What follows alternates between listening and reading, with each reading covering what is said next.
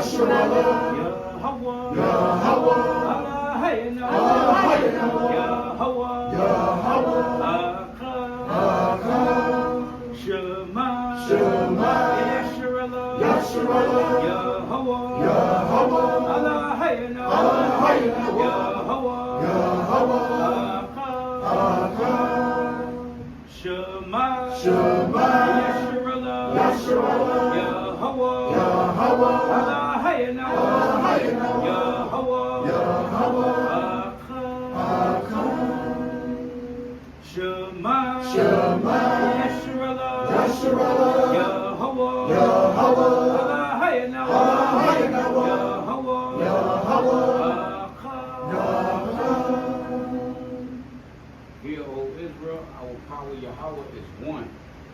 Alright, that's what we just said. This is the Lord's Prayer from radio. Abba Yahweh, Shabbat Shemayim, Kodash, Ayah, Uncut, Yahweh, Malakufah, Dabahar, Ratzazaka, Ayah, Aisha, Ratzazaka, Gawah, Ayah, Shemayim, the Noah, Yawum, Salak,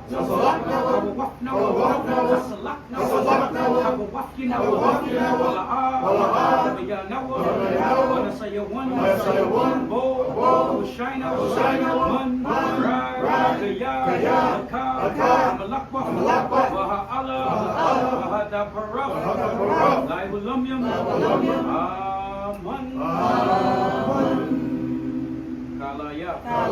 Kalaya. Praise the mighty Yahweh. Because he's worthy to be praised. Kalaya. Everybody can be seated. As the Lord's Prayer in Paleo Hebrew. Alright. JoJo didn't want to say it, so you wanted to say it? No? All praise. So, happy Passover. Don't let nothing rain on the Lord's parade. This is the Lord's parade. This is a memorial. This is one of the top three, and we're gonna go into that real quick. Somebody get Deuteronomy 16:16. This is the top three feasts that we supposed to keep, that all men supposed to appear, right? You got it? Got it. It's the book of Deuteronomy, chapter 16 and verse 16. 3 times in a year shall all males appear before the Lord thy God, in the place which he shall choose, in the feast of unleavened bread, and in the feast of weeks, and in the feast of tabernacles, and they shall not appear before the Lord empty. Right, so you're not supposed to appear from the Lord empty. On these feast days, we know times is rough, times is hard. Hey, you gotta make something happen. You know what I'm saying? If time is hard on the boulevard, come help decorate, come help clean up. You know what I'm saying? Gotta put in your brick for the Most High. Male and female, but mostly the males. You know what I'm saying? And sisters, sometimes the sisters outwork the brothers. You know what I'm saying? You lucky that the Lord said we can't put the sisters on the streets because they'll be at camp more than some brothers. You know what I mean? Okay, so go ahead. Verse 17. Every man shall give as he is able, according to the blessing of the Lord thy God. Right, and then back in the ancient times, we would we will give more than alms, but we'll give our crops. We bring, some brothers bring 2, 3 lambs. Some brothers bringing, certain things, right? So you gotta give what you can, right? And this is not to us; it's to the Lord. Everything costs. You know what I'm saying? All the decorations. The sisters blessed us with most of the decorations, the wine, the lamb. You ain't gonna get a lamb for less than 200. We bought a brand new grill. So everything costs. And we pay rent. It's not like we're having a feast in our houses, right? But just wanted to bring that out, right? Okay. Let's go to Leviticus 23:1. Leviticus 23:1.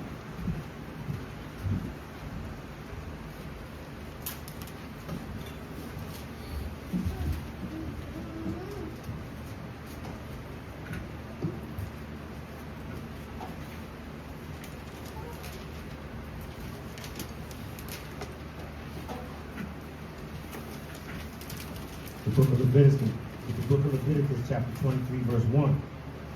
And the Lord spake unto Moses, saying, Speak unto the children of Israel, and say unto them concerning the feast of the Lord, which ye shall proclaim to be holy convocations. Even these are my feasts. So right now we're in a holy convocation, right?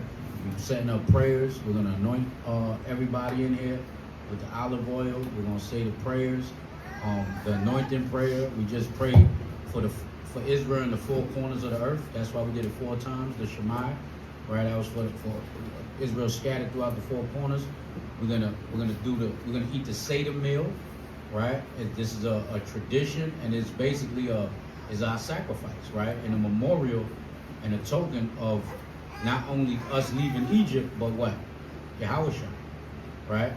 Because Yahushua was the one that it was the Most High. Let me reframe that before I get what do you call it when they cue you? You know what I'm saying? It was the Most High, but Yahushua led the way. Yahushua was the one that the Most High sent to free us then, and he's going to be the one to free us now, right? Through Moses. All right. Go ahead. Verse 3. 6 days shall work be done, but the 7th day is the Sabbath of rest. In holy convocation ye shall do no work therein. It is the Sabbath of the Lord in all your dwellings. Right, so this is the 7th day Sabbath. You got some brothers and sisters believe in the lunar Sabbath. And, no offense to them, but we don't subscribe to that. And it's just the way we feel. We're not judging them, but we feel it's the lunatic Sabbath because it just doesn't make sense to us, at least. It's too much bouncing around, changing. You're going to go to your boss and ask them for this day off this month, and then the next month you're going to ask them for other days off. And I say, what's going on? 4 days this month, then 4 days the next month, and you're going to be like, that's my Sabbath. They're going to look at you like you nuts. The Lord said his commandments are not grievous. And it ain't a shot to them. It's not a shot to the brother. Hey, if that's what you keep it. But it's hard to deal with. All right, don't make everything complicated. It's complicated. Real quick. Just real quick.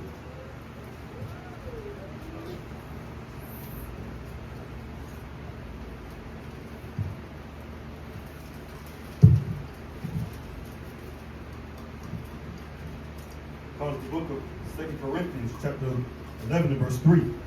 But I fear, lest by any means, as the serpent beguiled Eve through his subtlety, so your mind should be corrupted from the simplicity that is in Christ. Right. So stuff like the Sabbath thing is simple. The Most High, he not a complicated Lord. You know what I mean? When it comes to keeping the basics of the commandments. 6 days, you should do all your work, and the 7th day, we know which one it is, right? So a lot of these doctrines is complicated, right? And it's difficult to follow. Like if you said, every month is a different day to follow. It's a different day. You gotta report to your job and try to get some leave from your job. and it looks crazy, right? That's it. Slap. Come, all praise to the Most High. Hey, go back to Leviticus 23 and read verse 4 and 5 again. Read 4 to 6. Because we not throwing those shots, you know what I'm saying? We all rejoicing in this, and, you know, we all happy to be able to make it to another Passover. So with that, you know what I'm saying, we want to keep this feast with joyfulness and gladness of heart. But to anybody who's new, who first Passover this might be, we want to explain why we celebrate it the way we do. So read that. Verse 4. It's Leviticus chapter 23 and verse 4. These are the feasts of the Lord, even holy convocations, Right? which ye shall proclaim in their seasons. Right? In the 14th day of the on the 13th day of the first month, Yeah, at so, even. Salaki, he's skipping the line. We didn't get to there yet. But go ahead, you're going to break it down. Salaki, go ahead. It's Leviticus chapter 23 and verse 4 again. These are the feasts of the Lord, even holy convocations, which ye shall proclaim in their seasons. Mm-hmm. In the 14th day of the first month at even Right. is the Lord's Passover. Right? And on the 15th day of the same month is the feast of unleavened bread unto the Lord. Right. 7 days ye must eat unleavened bread. Right. Now, so get Matthew 26, verse 17 now. So this is the reason why on the 14th day at even, we kill our Passover, we eat it, we break bread, and we celebrate it, and go into the feast of unleavened bread following that. Matthew 26, verse 17. Now, it's the book of Matthew chapter 26 and verse 17. Now the first day of the feast of unleavened bread, The 14th day is sundown, read. the disciples came to Yahushua, saying unto him, Where wilt thou that we prepare for thee to eat the Passover? So when you read these two verses, he said the 14th day of the first month at even is the Lord's Passover, and then on the 15th day of the same month is the Feast of Unleavened Bread. The reason why we celebrate it as such, because when you look at Matthew 26 and 17, Yahushua and the apostles did the same way. What you got? Come. All praises. Go back to wait, which one you finished at? 6? Go ahead, read 7. Found this book of Leviticus chapter 23 and verse 7. In the first day ye shall have an holy convocation. Ye shall do no servile work therein. Right, so you're not supposed to do no servile work, but we working, right? We had to slaughter the lamb, but that was before, but we grilling it. You can cook, right? You can cook on all 7 days of this feast, even if it falls on the Sabbath like today, right? You can cook on this day because we're supposed to eat unleavened bread for 7 days. So you're supposed to be cooking different dishes with unleavened bread, right? Go ahead. But ye shall offer an offering made by fire unto the Lord 7 days. And the 7th day is an holy convocation. So the first day and the 7th day is a holy convocation. So I guess the last day of the feast we're gonna be here. You know what I'm saying? It should fall. It will be falling what, Thursday at sundown, right? Thursday at sundown. So we know it ain't gonna be as packed as it is on the first day, but hey, we're gonna make it do what it do. We ain't gonna bring what they said a skinned deer on the spit, yeah, naked deer. You know, so all praise and honor, glory for that. But this is a where it says the unleavened bread again. Y'all gotta eat unleavened bread. That's not the only thing y'all eat all week. All right, so let me just get that, because a lot of people, this might be your first time keeping the Passover, and we've heard stories about people just eating unleavened bread for 7 days and that's it. No, you can eat your meats, you can eat rice and beans, you can eat mac and cheese, you can eat whatever you want, but it can't have no leaven in it, no yeast in it, right? And you can't eat nothing on the first day before you eat the Seder meal. The Seder meal is what we eat when we toast the lamb, the bitter herbs, the unleavened bread, and of course the wine. Once we eat that Seder meal, then we can dig in everything else, but it can't have no leaven. Right? Go ahead. Verse 9. And the Lord spake unto Moses, saying, Speak unto the children of Israel. No, that's it. That's it on that. All right, go to Exodus 12 and 1.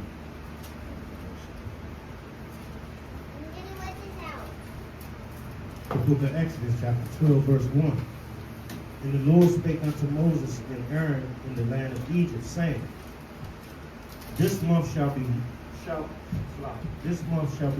you the beginning of months. Right, so the beginning of months, right? Now I just want to bring something out, right? This is a little what's it called? A historical fact, right? It says, and I wrote it down. It says, from a historical view, the Last Supper derives from the Jewish Passover feast Seder, which traditionally takes place on the eve of Passover. This meal is being celebrated on the 14th day of Nisan, which is always the first full moon after the spring equinox, beginning of spring. So right now, between tonight and tomorrow, you're going to see the moon very bright. This is why we don't subscribe to the full moon doctrine, right? Because you got brothers that say the full moon is the new moon. But the Lord gave us the full moon on the 14th and 15th day. So we can see in the woods and the wilderness with that light from the full moon. You know, and this is this is historical facts. So if anybody says otherwise, they got to bring out historical facts, right? This is in the archives. So just understand that's why we keep it the way we at, and you'll always know when in the Passover and the Feast of Tabernacles, because the full moon will be out. All right, so that's just something to look for. But it also represents what the first day, the first day of real spring. This is when spring hits. You know. All right, so go ahead. It shall be the first month of the year to you. Speak ye unto all the congregation of Israel, saying, In the 10th day of this month they shall take to them every man a lamb, according to the house of their fathers, a lamb for an house. Right, go ahead. And if the household be too little for the lamb, let him and his neighbor next unto his house take it according to the number of the souls. Every man according to his eating shall make your count for the lamb. Right. So if you can't, you know, if you got a big old lamb and you got extra people, you know what I'm saying, they ain't got none, you invite them over. Right? And that's what we do. We break bread amongst everybody, and we tell brothers and sisters, hey man, if y'all can't afford it, you know what I mean, give what you can. You know what I'm saying? If y'all can't give nothing, just come and make sure you keep the feast. That's what this is about. We're not gonna turn nobody at the door. You know what I'm saying? Unless you bring in a different spirit in you. But other than that, it's all love. That's what we do in here. His garment.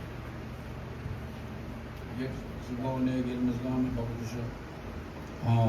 Also, go ahead. Salah. Your lamb shall be without blemish, a male of the first year. Right, so you got to look at the lamb now. Right, you got to look at the lamb, make sure it's not blemished, meaning it can't have one eye, it can't have a broken leg, it can't have, what was it?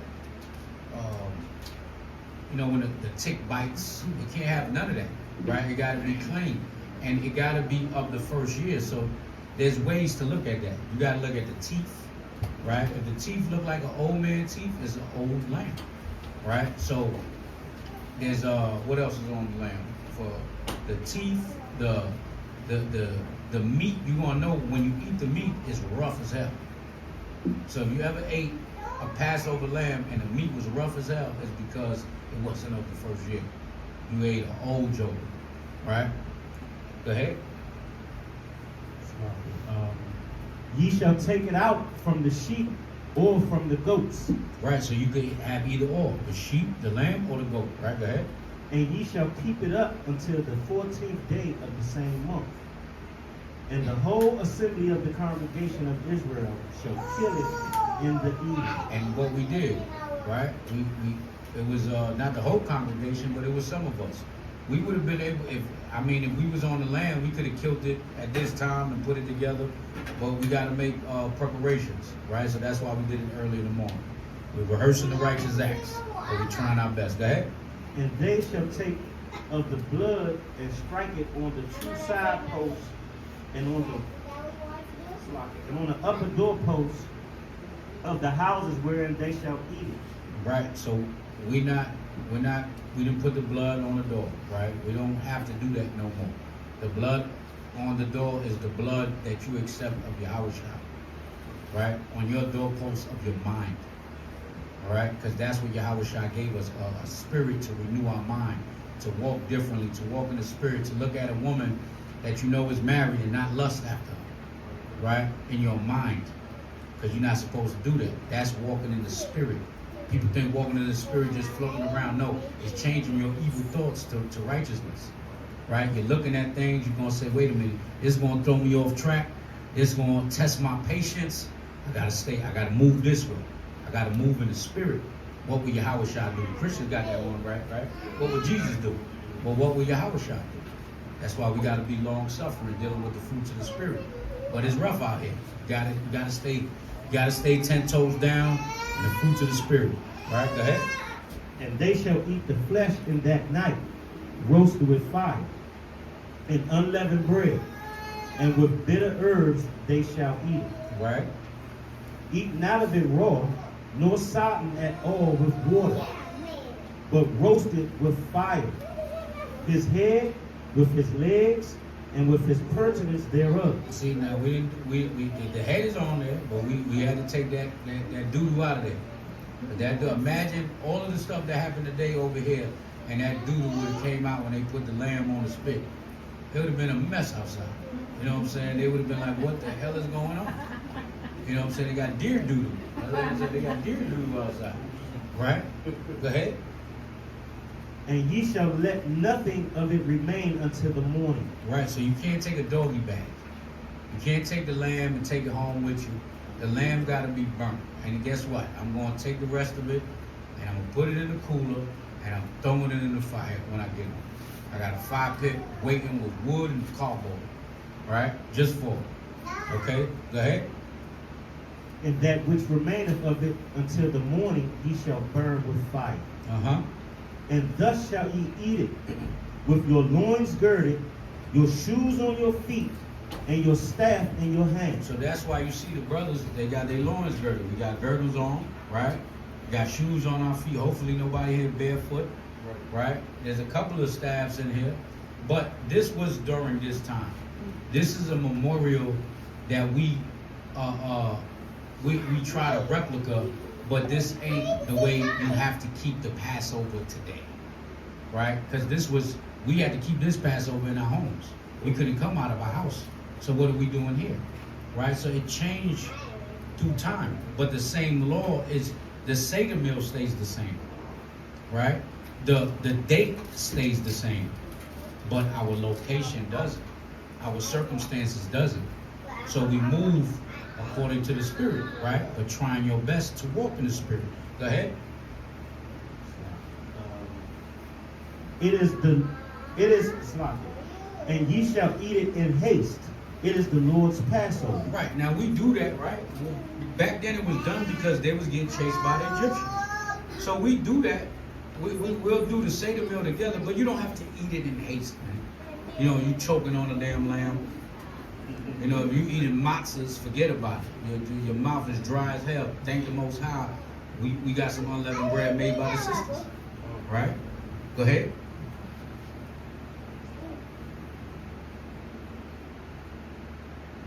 For I will pass through the land of Egypt this night, and I will smite all the firstborn in the land of Egypt, both man and beast, and against all the gods of Egypt I will execute judgment. I am Yahweh. And that's the memorial that we're celebrating, man. This is when the Lord took us out. Go ahead. No, hold on.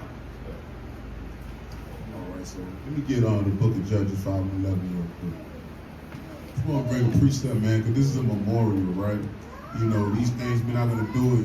We're doing it to the best of our ability as repentant Israelites, right? So you get that precept, Judges 5 and 11. Comes the book of Judges, chapter 5 and verse 11. They that are delivered from the noise of archers, in the places of drawing water. In the places of what? In the places of drawing water. Right, so when he says the place of drawing water, in that time, the slaves used to go and draw water, right? So that was considered basically a slavery tactic they used to do to us, right? So we the people that have been delivered, right? We the people that's supposed to be delivered, right? We the people that have been in captivity, right? So this is the place of drawing water. So wherever we are in captivity is the place of drawing water. Read. There shall they rehearse the righteous acts. We should do what? Rehearse the righteous acts. Right, so that's what we're doing to this day. We're rehearsing the righteous acts, right? So that was just to add on to what the brother was saying. You go ahead, King. Come on, my praise. Yeah, go ahead. Verse 13. And the blood shall be to you for a token upon the houses where you are. And when I see the blood, I will pass over you, and the plague shall not be upon you to destroy you when I smite the land of Egypt. Right. So now the point of not getting caught out there by the death angels is renewing your mind, renewing your spirit daily. Not just on Passover, but Passover is a time, it's like a set time to hit, like when so-called, the so-called New Year's, and they make their resolutions, their New Year's resolutions. You gotta kind of keep the same momentum as that going into these feast days, right? As a memorial. Don't think about Janus. You know what I'm saying? They take everything we do and they turn from positive to negative, right hand side to the left hand side. So just understand that when these feasts come around, you got to know you got to be right. You got to get more right, get more closer to the Most High. Be in that festive spirit, especially if y'all brothers and sisters have children. All right, they're being indoctrinated by everything they watch. Everything they see in schools, if they go to public schools, right? They're being indoctrinated by their friends around that's not Israelite children. They're being indoctrinated. So we have to re-indoctrinate them, right? And brainwash them. Because they were, oh, you're brainwashed. Yes. We have to wash their brains with the laws of the Most High God. Right? That's what we have to do. Okay? And no better time to do it but the feast days. Oh, we're gonna have food, we got a big dinner, light the menorah with your children. Right? Get them some gifts from time to time. Show them that our feast day, that the Lord's feast days is better than paganism. Right? We party for 7 days. We're gonna read in Second Chronicles after this and show you how we took this thing and partied even longer. You know what I'm saying? Because Israel we got a party every month, which is called the new moon. And then within towns we got more parties. And this is all the Lord's doing, man. Introduce your children. You know what I'm saying? Decorate the house. Put them in that vibe, in that vibration, in that spirit. You know what I'm saying? Because the scriptures say the Jews require a sign, right? And it also says where there's no vision, the people perish. So you got to give a vision to the child. The children look at the vision. That's why you ever seen that commercial when they not the commercial is a show where they show the children. They have black children, white children, and they give them the baby test, right? They give them the baby doll, and they give them the black doll. They said they put the black doll, the white doll, and I guess the tan doll, and they say which is the prettiest, and they always point at the white doll.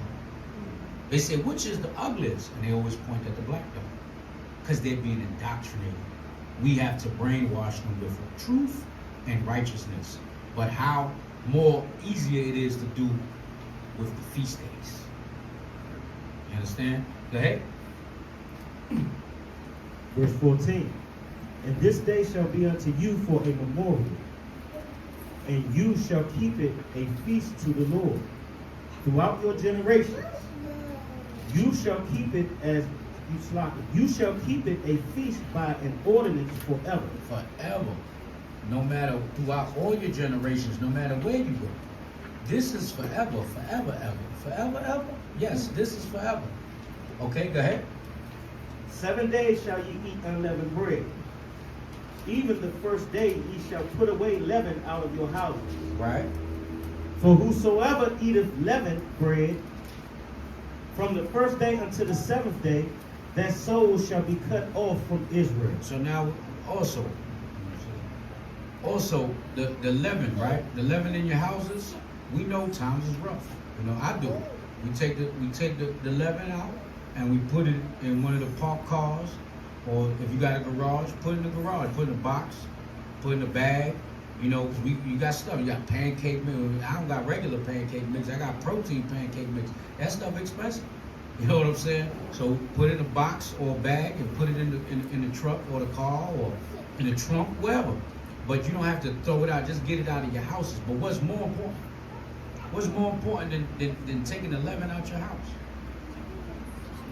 Taking the leaven out of your behind, man. Get that yeast out. Don't be walking around here with no spiritual yeast infections. Yeah, because that's what that is. A spiritual yeast infection. Think about it. You understand? You got hatred and malice. Always want to throw a shot at somebody. Always want to, you know what I'm saying, talk down on a brother or talk down on a sister. Always frowning your face up when certain people talk. You see it all the time. You go, what's going on here? You know, what's the problem? These are things that you have to reflect, right? And it's more important than some bread on your shelf, right? It's more important than some baking soda in the cabinet, right? Get that yeast, get that leaven out of your spirit, right? All right. Go ahead. Verse 16. And in the first day there shall be. So like, Hey, real quick, get Deuteronomy 16:3. Because do anybody in here by a show of hand, brothers, what does the unleavened bread represent? When we eat that bread, do anybody know what that bread represents? Not just the body of your house shop, but it's something that bread represents what we go through. Let's read it real quick. Deuteronomy 16:3. And then one of y'all get 2 Chronicles chapter 20 and verse number 6. The book of Deuteronomy, chapter 16, verse 3. And this is why right here, when everybody look around, man, you look at your life in this past month or the past couple months, look at what y'all really been going through. Ask yourself, man, is this month prepping up to Passover been the best month before Passover you ever had? Some of us has took real losses. Some of us got real things coming on, man. You know, some of us, work hard to get something fixed. And in the same breath, you get it fixed. You get it taken from you again. Some of us ain't seen children. Some of us losing things you worked hard for. So when you look at this, look at what the Most High doing to us on a bigger scale. It's not about the little minute things, and I ain't saying the things in our life is minute. But think about this on a bigger scale. Our spirits is aligning with those who was here before us, who the Most High was dealing with like he dealing with us. And this what he deemed the bread that they ate during Passover. Read that. So it's the book of Deuteronomy, chapter 16, verse 3. Thou shalt eat no leavened bread with it. Right. This is why we shouldn't be eating no leavened bread. Watch this when it gets spiritual. Watch, read. 7 days shalt thou eat unleavened bread therewith. Right. Even the bread of affliction. Even the what? Even the bread of affliction. So when you eating this unleavened bread, it shall give you hope, because even the Most High knows while we on this earth right now, we being afflicted. Whether it's by your job, whether it's by your health, whether it's by your finances, whether it's by a spouse, in some certain way, in form or fashion, if we all are chosen of God, we all getting afflicted some type of way. So that's why even when you think about this Passover, even though things in our life might suck, man, we got to count it all joy, because the Lord is acknowledging that he knows in this land of captivity, we eating bread of affliction for 7 days. Let's hit on that. Keep reading.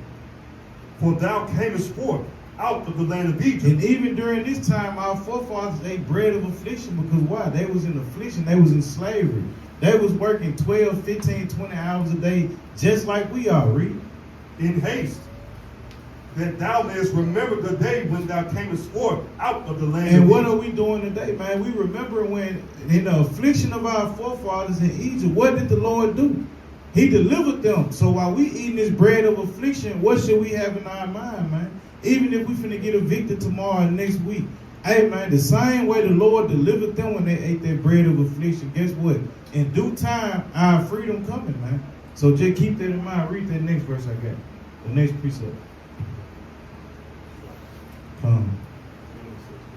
Yeah, Second Chronicles.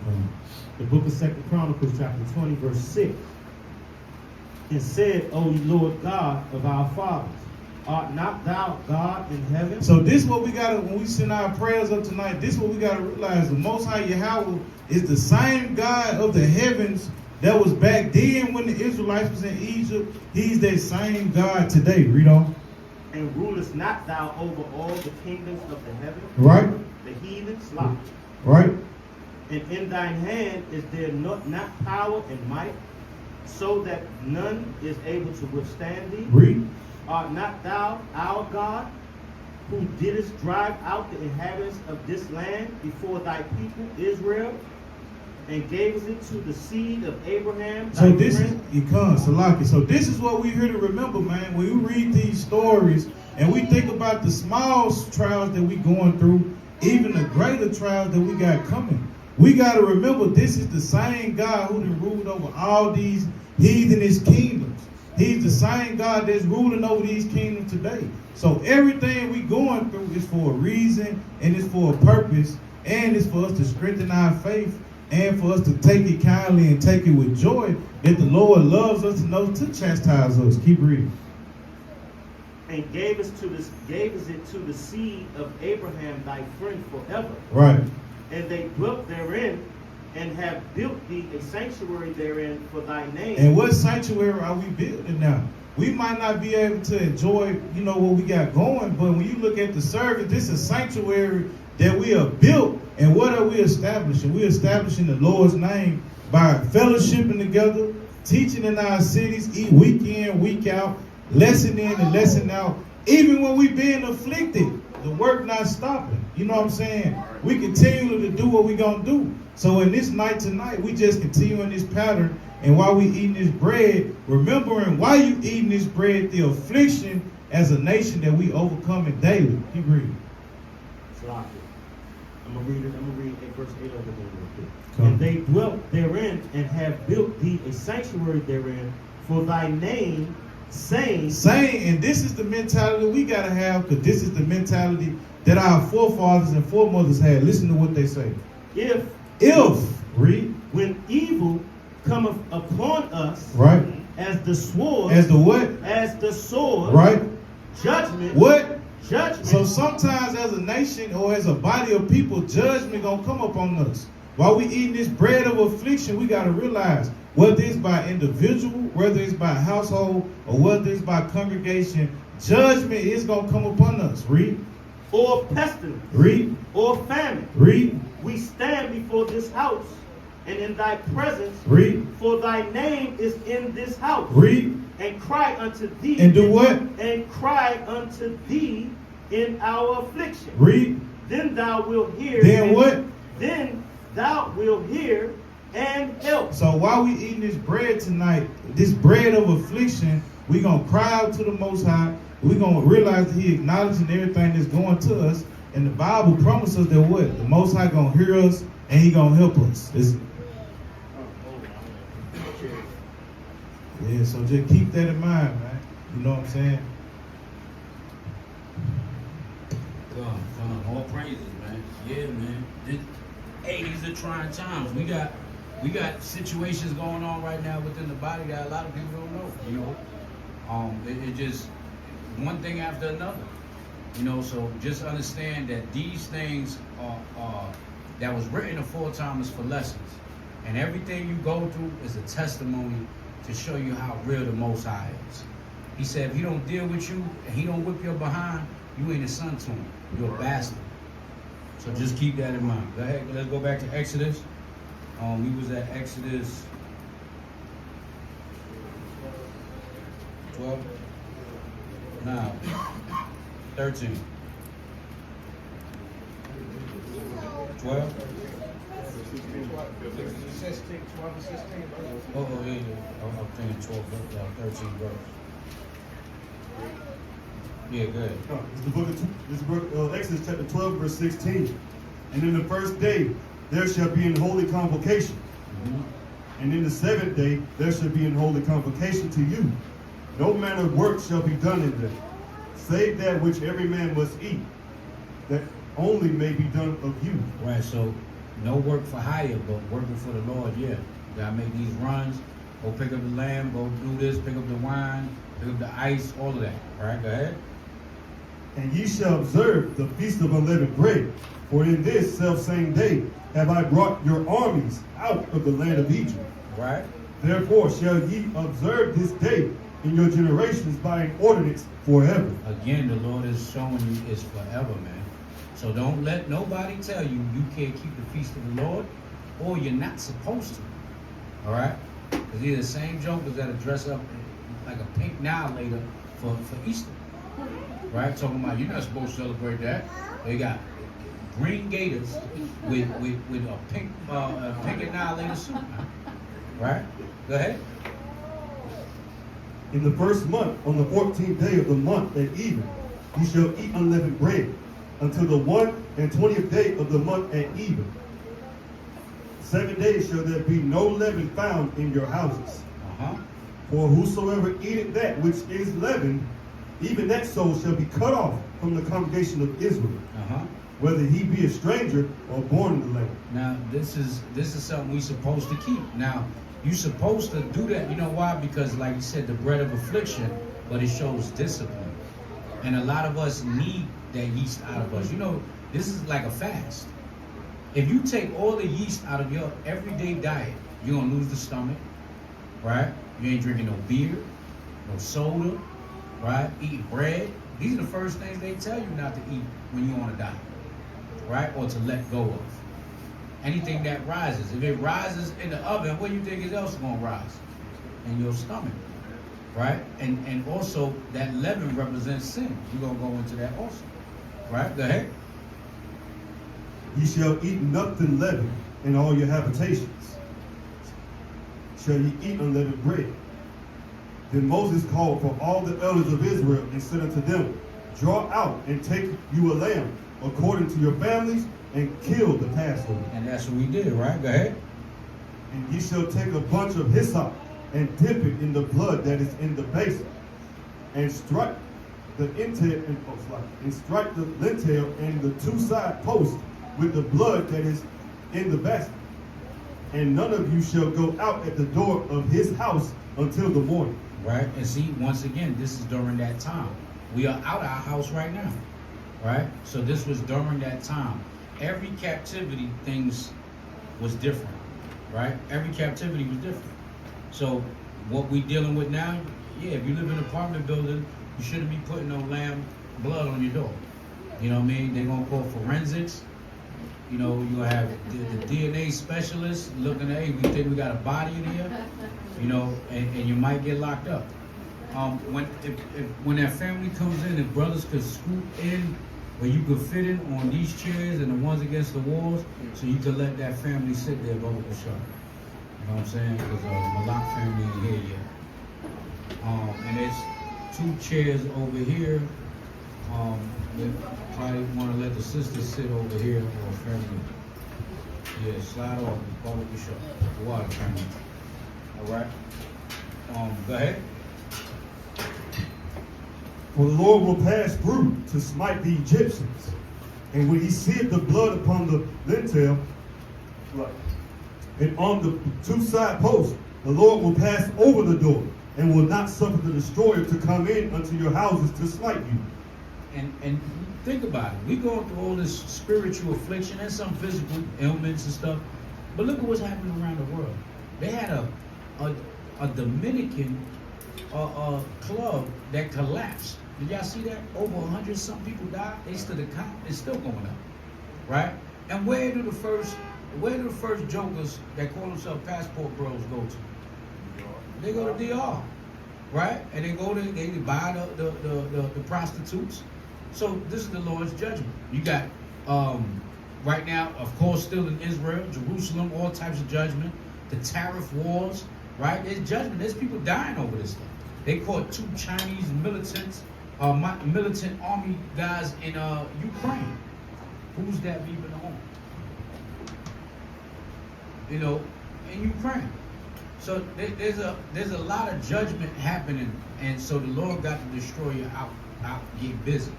So just keep that in mind, family, that things can be worse. things can be worse, right? Go ahead. And ye shall observe this thing for an ordinance to thee and to thy sons forever. And to your sons for what? Forever. Go ahead. And it shall come to pass, when ye be come to the land which the Lord will give you, according as he hath promised, that ye shall keep this service. So even when we get into the land, but guess what? When we get to the land, we're going to keep this service and another one, right? Real quick, hold this. Go to Jeremiah 16, 14. Yeah, 16, 14. Real quick.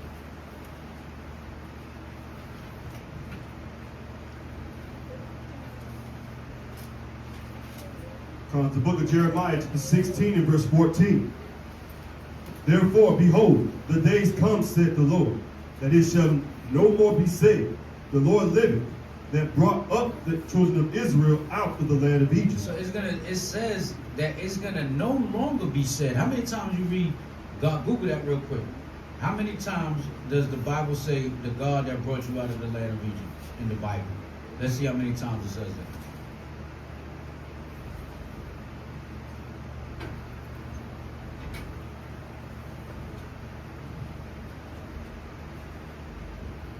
Somebody, you got Google. Watch this here. I want to show y'all something. But this is only written once. This part that we're gonna read in Jeremiah 16 and 10. Oh, was it 16, 14?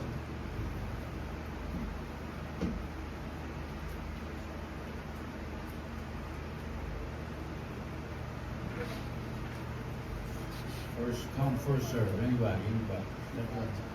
85 times, right?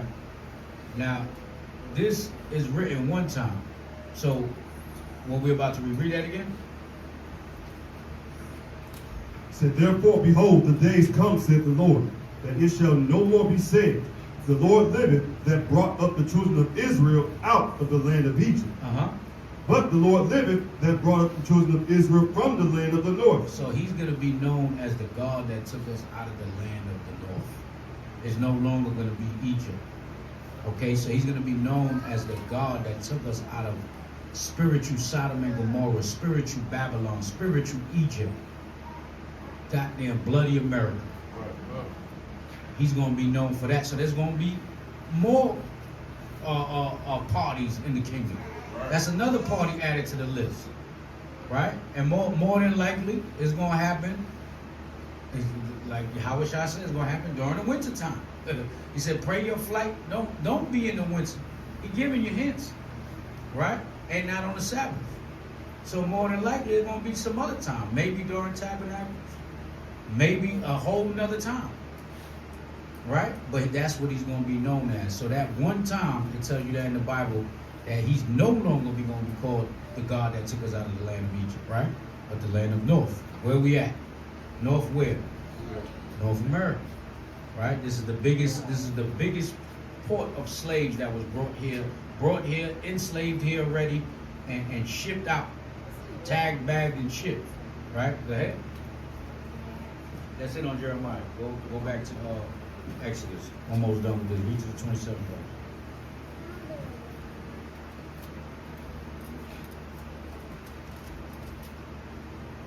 26th verse, yeah,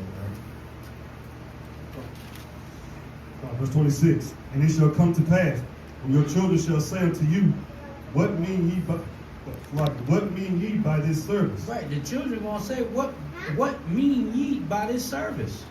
That's what we look crazy outside. That's what we just said, yo, we got, on top of a doctor's office, right?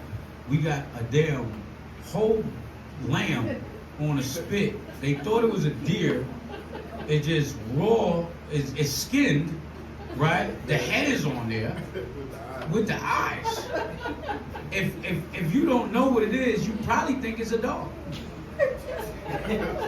They like, yo, these jokers, somebody gotta be Chinese upstairs. Right? Somebody gotta be Chinese. They looking at that, they see jokers is walking around with pharaoh attire.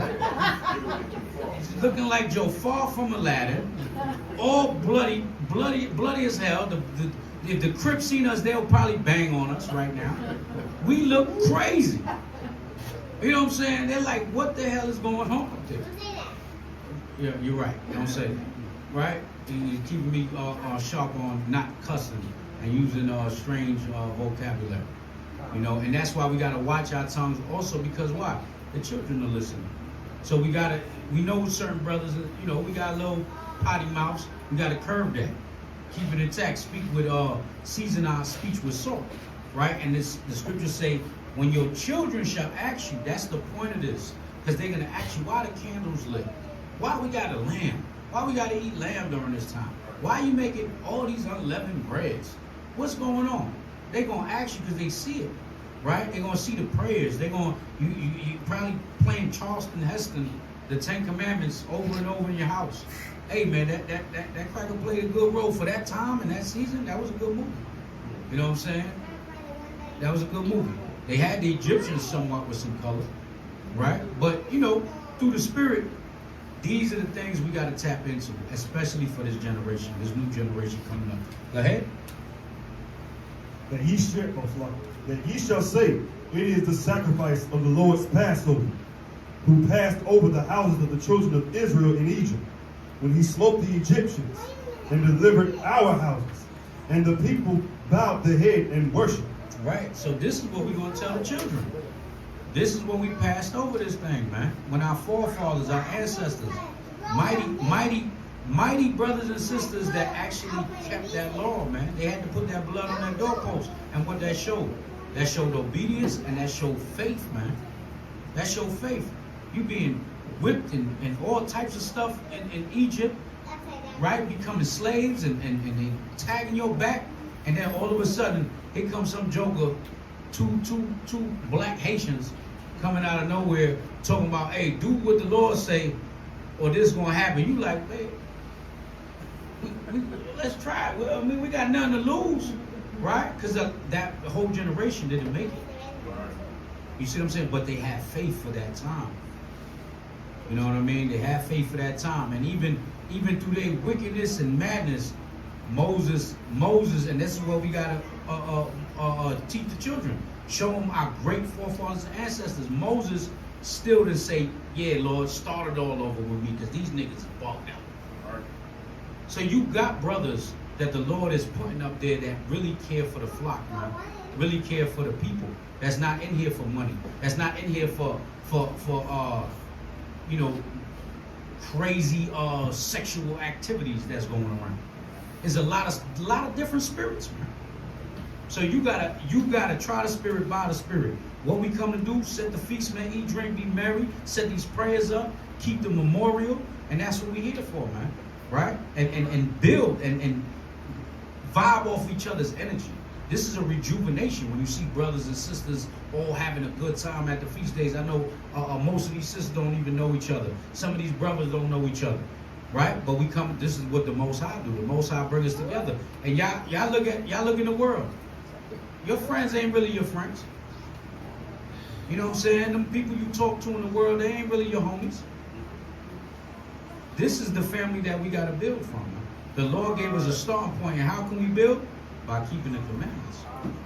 That's how we build. We can't have no sodomites in here. We can't have no transformers in here because they're gonna pollute the children. So you got to be amongst like-minded brothers and sisters and individuals to keep the law, statutes, and commandments and to be that light towards the children in the next generation. 2 Chronicles 30:1. All right, come. Get the book of 2 Chronicles first. You can read 2 Chronicles 30, start at verse 29 first. So when you think about the Passover we keeping, right? And when you think about everything that we might have overcame, certain sins we might have battled with, certain defilements we might have, a certain person we used to be in the world, and this is like, even if this is your first Passover, right? So when you look at this Passover, right, you have to clean your spirit out, right? You have to purge the leaven out your house and out your spirit. We're going to show you how in the scriptures we doing the same thing our forefathers did. No, 29, chapter 29. Come. So the book of 2 Chronicles, chapter 29, verse 1. All right, so first, I want to show you something first. Yep, read that. Oh. Hezekiah began to reign when he was 5 and 20 years old. Right, And he reigned 9 and 20 years in Jerusalem. right, And his mother's name was Abijah, right, the daughter of Zechariah. right, And he did that which was right in the sight of Yahweh. right. So we talking about King Hezekiah here, right? Watch this. So at this time when King Hezekiah stepped on the scene, you see it tells you that he replaced Ahaz, right? Keep reading. According to all that David, his father, had done. Right, He, in the first year of his reign, in the first month, opened the doors of the house of Yahweh and repaired them. so at this time prior to this, we're going to show y'all a little history how when you take a torn down people of people who was living wickedly and rebuild the house of the Lord, and they did it in the first month. And in the first month, what high holiday do you celebrate? Passover, right? Like what we doing, right? So I'm going to show y'all a historical moment that happened during this time. Keep reading. And he brought in the priests and the Levites, Right. and gathered them together into the east street, Read. and said unto them, Hear me, ye Levites. Right. Sanctify now yourselves, and sanctify the house of Yahweh by power Right. of your fathers, and carry forth the filthiness out of the holy place. So do anybody know why he had to say this? What filthiness took place during this time before King Hezekiah reigned? For the sake of time, I'm going to show you. Jump to chapter 28 and read that. This is 2 Chronicles 28 verse 1. Right? Ahaz was 20 years old when he began to reign. Right? And he reigned 16 years in Jerusalem. Right? But he did not that which was right in the sight of Yahweh, like David his father. Right? For he walked in the ways of the kings of Israel. So what did the kings of Israel be historically known for? Idolatry. The kings of Israel was known for committing much idolatry and uncleanness. Right? Read.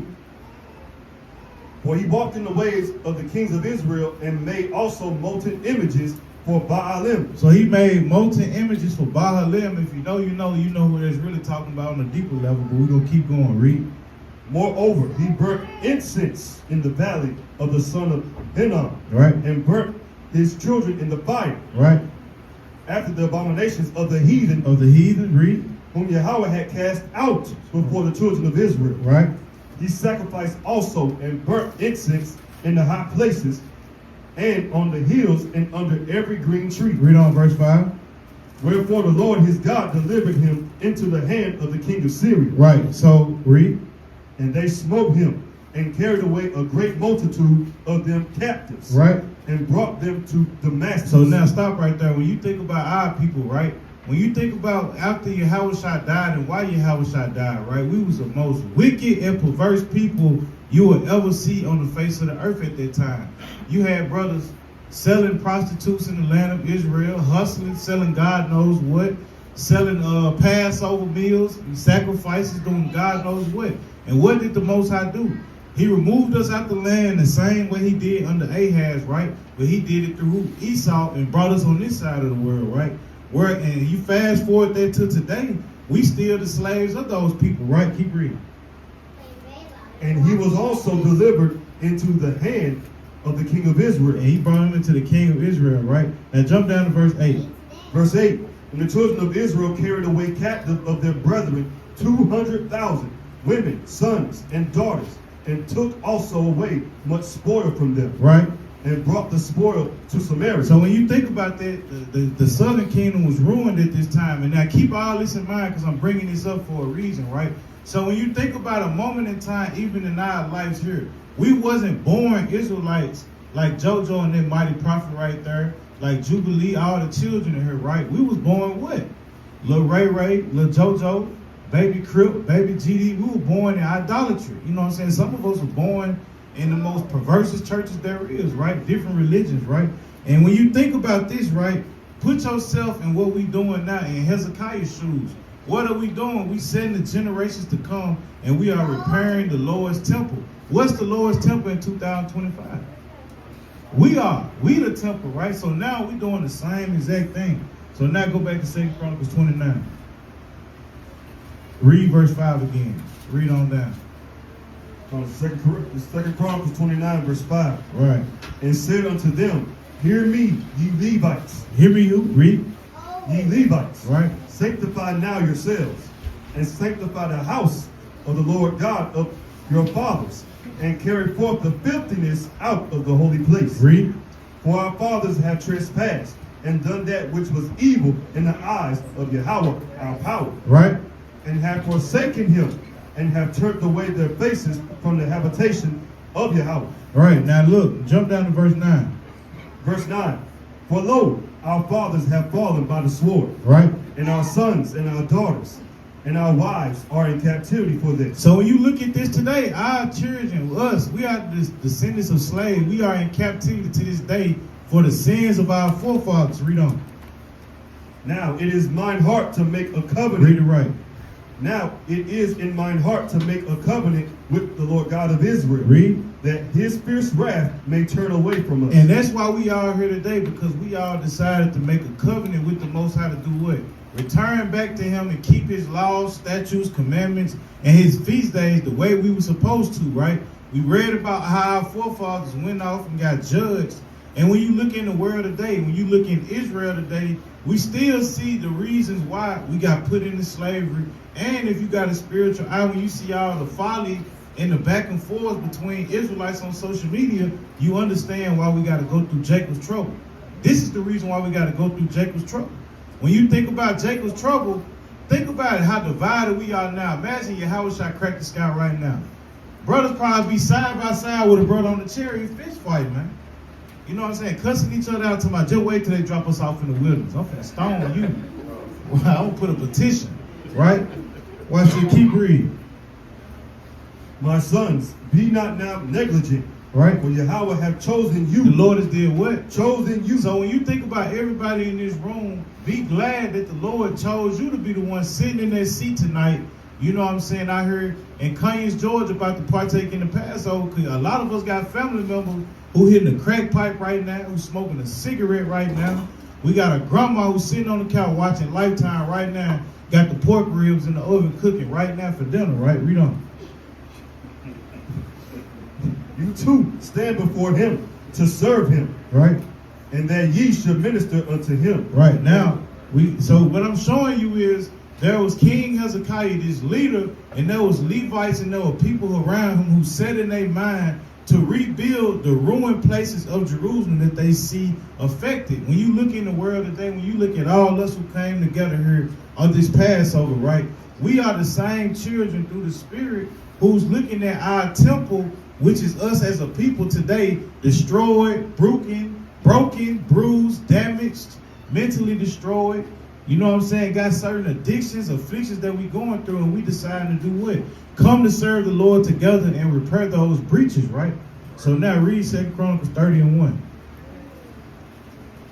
So now we're showing you that in the first month, what did they do? In the first month, Hezekiah, in the first month is Passover, right? But during this time, what did King Hezekiah had to do during the first month? We just read. He had to rebuild, he had to repair, he had to cleanse out the temple and cleanse who? The Levitical priests, right? Right, watch this now. Comes to 2 Chronicles chapter 30 and verse 1.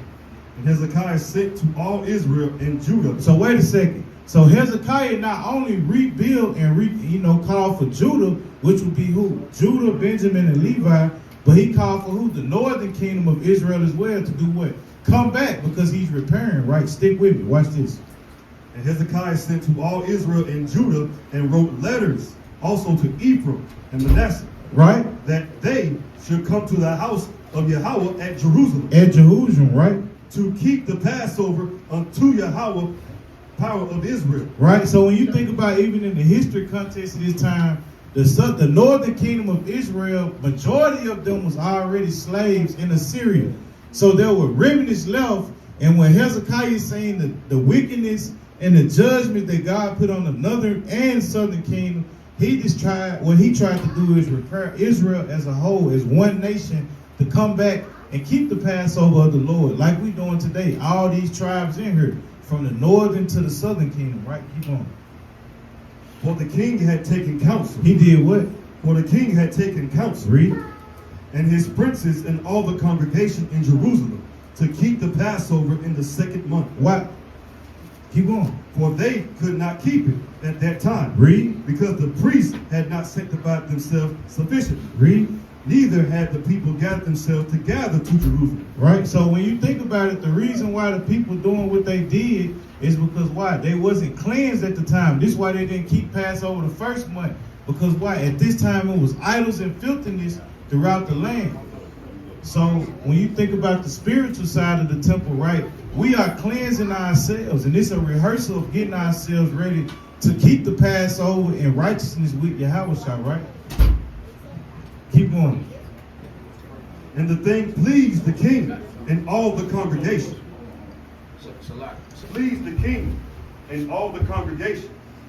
So they established a decree to make proclamation throughout all Israel, from Beersheba even to Dan, Right. that they should come to keep the Passover unto the Lord God of Israel at Jerusalem.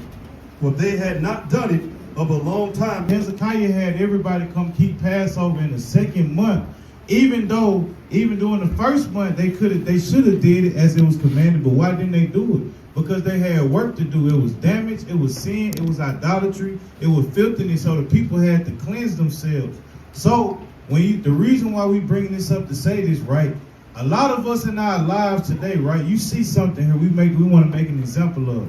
When you look at all our lives, raised by show of hands, who's keeping the law and the Torah perfect the way the Lord told us to do it? In this room right now, by show of hands. Don't take too long. So when you think about that, are we all trying to get it right? So when you think about what our forefathers did, even in their filthiness, even in their uncleanness, even though they didn't have it all together, they still made the provisions to clean up and fix up what they messed up and to keep the Lord's Passover. So in this day and time, we are striving to do the same thing. That's why we wanted to make sure everybody was here, everybody could be here. And so what? We trying to get it right. We're not there yet.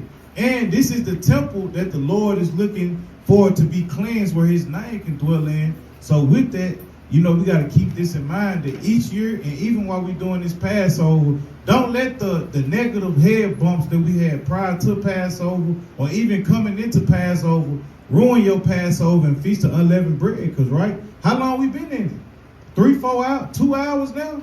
So we still got 7 full days to feast. I know what I'm saying? Don't worry about what you got going. Don't worry about what you're going through. What should we be worried about? This holiday right here, thousands of years ago, was a holiday that our forefathers and foremothers got delivered in. And in the same time, we got faith that what? Like what Chief just brought out. As the Lord brought us out of Egypt, he gonna bring us out of what? The North, America. So lose this time as joy. Don't worry about the things going wrong in your life, to fix up the hiccups or none of that, because why? We all trying to repair the temple like our forefathers are. Keep reading real quick. So the post went with the letters from the king and his princes throughout all Israel and Judah, and according to the commandment of the king, saying, Ye children of Israel, turn again unto the Lord God of Abraham, right, Isaac, and Israel, and he will return to the remnant of you. Right. So now I want y'all to pay attention to something. This is why we're bringing this up, because a lot of us keep Passover year in and year out, and what are we not really doing? We're not truly changing. A lot of us, have been the same way. 5 Passovers and count now. 10 Passovers and count now. What are you doing differently that you did from the last Passover? Has your attitude changed? Has the way you treat your spouse changed? Have your works in this truth changed? Because when you read that part, he just said again, ye children of Israel do what? Ye children of Israel, turn again unto the Lord God. So just because we got fringes on, we all dressed nice, we ready to taste some lamb, we want to taste the sweet unleavened bread, that don't mean we fully turned again to the Lord. This is what we bringing this out to show you. In so many ways, the Lord said we are as filthy rags. So that's why we got to have that mentality to do what? Repair and clean the temple from filthiness. And what I just asked, who is the temple in today's time? We are the temple. So we got to work on ourselves, right? Keep reading. Of Abraham, Isaac, and Israel, and he will return to the remnant of you. Read. that are escaped out of the hand of the king of Assyria. So the only way the Lord gonna deliver us from this captivity, from Jacob's trouble, if we really make the initiative to be a better us. Don't let this feast of unleavened bread be like the last one, or don't let your feast of unleavened bread be in vain. Don't allow small things to make you go off. Man, you know what I'm saying? You done purged the leaven out your house. You done prayed for the Lord to have you be unleavened bread. As soon as you leave out of here and go home and wake up in the morning, you wake up a new lump of leaven. You know what I'm saying? Don't do it. You know what I'm saying? Don't do it. You know what I'm saying? Keep reading. My bad, Jojo. Come on, keep reading. And be not ye like your father. He say what? And be not ye like your father. Why are we bringing this out? Don't be like your fathers. Why? What did our forefathers do who kept the first Passover? Think about it. What did they do? After Passover, unleavened bread, they're in the wilderness, they celebrating, they crying. Soon Moses disappeared for a couple of days. What they do? Right back to idolatry. So when we're keeping this in mind for ourselves, keeping this Passover, let's make this Passover different from the past Passover we be doing. You know what I'm saying? After this Passover and after this unleavened bread, let's be a different person. Let's be a different body. Let's be a different church for the Lord, so what? He can return to us and redeem us. You know what I'm saying? Because what is it truly profiting us besides us rehearsing the righteous acts to be keeping Passover in America? Some of us got to go to work in the morning. You know what I'm saying? Some of us have spent bread to get here. Where when you go back to your homeland, you think we're going to be catching flights and catching Ubers to keep the Lord's Passover in Jerusalem? You know what I'm saying? We got to keep all this in mind. We doing this to do what? Show the Lord not only are we willing to keep this feast day, but we're not going to be like our forefathers because we don't want to get kicked out of the land. We want to continue to rule and live the rest of our lives in the land, right? Keep reading. And like your brethren, which trespassed against the Lord God of their fathers. And we don't want to be like our brothers who keeping these feast days in America, man. You know what I'm saying? They keeping these feast days with leaven. Brothers keeping the Passover, cussing each other slap out. Brothers just got through keeping their Passover, cussing each other smack out. And these brothers going into their Passover doing what? Cussing each other smack out. What do you think they mind on? Is they mind on eating the bread of affliction, praying that the Lord deliver us out of Babylon? Or are they, you know what I'm saying, brothers in this truth, focused on other things and wanting all the smoke? We don't care about all the smoke. We don't want all the smoke. Hey man, brothers can be the real servants over there. We not caring about that. What we caring about is trying to get to the kingdom, man. So read on. Who therefore gave them up to desolation, as ye see. Read. Now be ye not stiff-necked, as your fathers were. Right? But yield yourselves unto Yahweh. So we can't continue to be stiff-necked. How are y'all being stiff-necked? A lot of us be stiff-necked because we not doing truly what the Lord tell us to do. The Lord tell us make our bodies a living sacrifice. If there is any amongst us, should nobody lack. You know what I'm saying? When you see all these people in here, most of us got jobs and economies and everything. We supposed to be that temple repairing and looking out for each other, doing what? While we still in Babylon, making sure that nobody lack. We feel love. We feel like family. Even after this class we get through with, right? Once we get through talking, music get on, yaya get sipped on, we should all be embracing each other like family. We should all feel like we at Big Mama house. Instead, ain't no weed smoking, ain't no lamb, pork chops in the oven. You know what I'm saying? But the righteousness, right? Keep going. And enter into his sanctuary, Right? which he has sanctified forever. Right? And serve Yahweh your power, that the fierceness of his wrath may turn away from you. Read. For if ye turn again unto Yahweh, your brethren and your children shall find compassion before them that lead them captive. Right? And this was gonna make our lives better. And so you see that when we don't turn from the things that we doing, the Lord don't make our lives compassionate. He bring more affliction and more trials and more chastisement to do what? Show us we got to get our mind right. We got to get our spirit right. And to be honest, I do want a little leeway in America because we got children and family, but I don't want to live a best life. I don't want to have 6 figures, 7 figures, 8 figures in America. We're not looking for that. We're looking for the Lord to turn compassion on us that way. We might push this truth. We might spread this gospel. We might come together as one. And as we keeping these Passovers that way, we might be motivated to keep enduring in this truth. You know what I'm saying? Keep reading. So that they shall come again into this land. So that we might do what? Read that verse 9 again.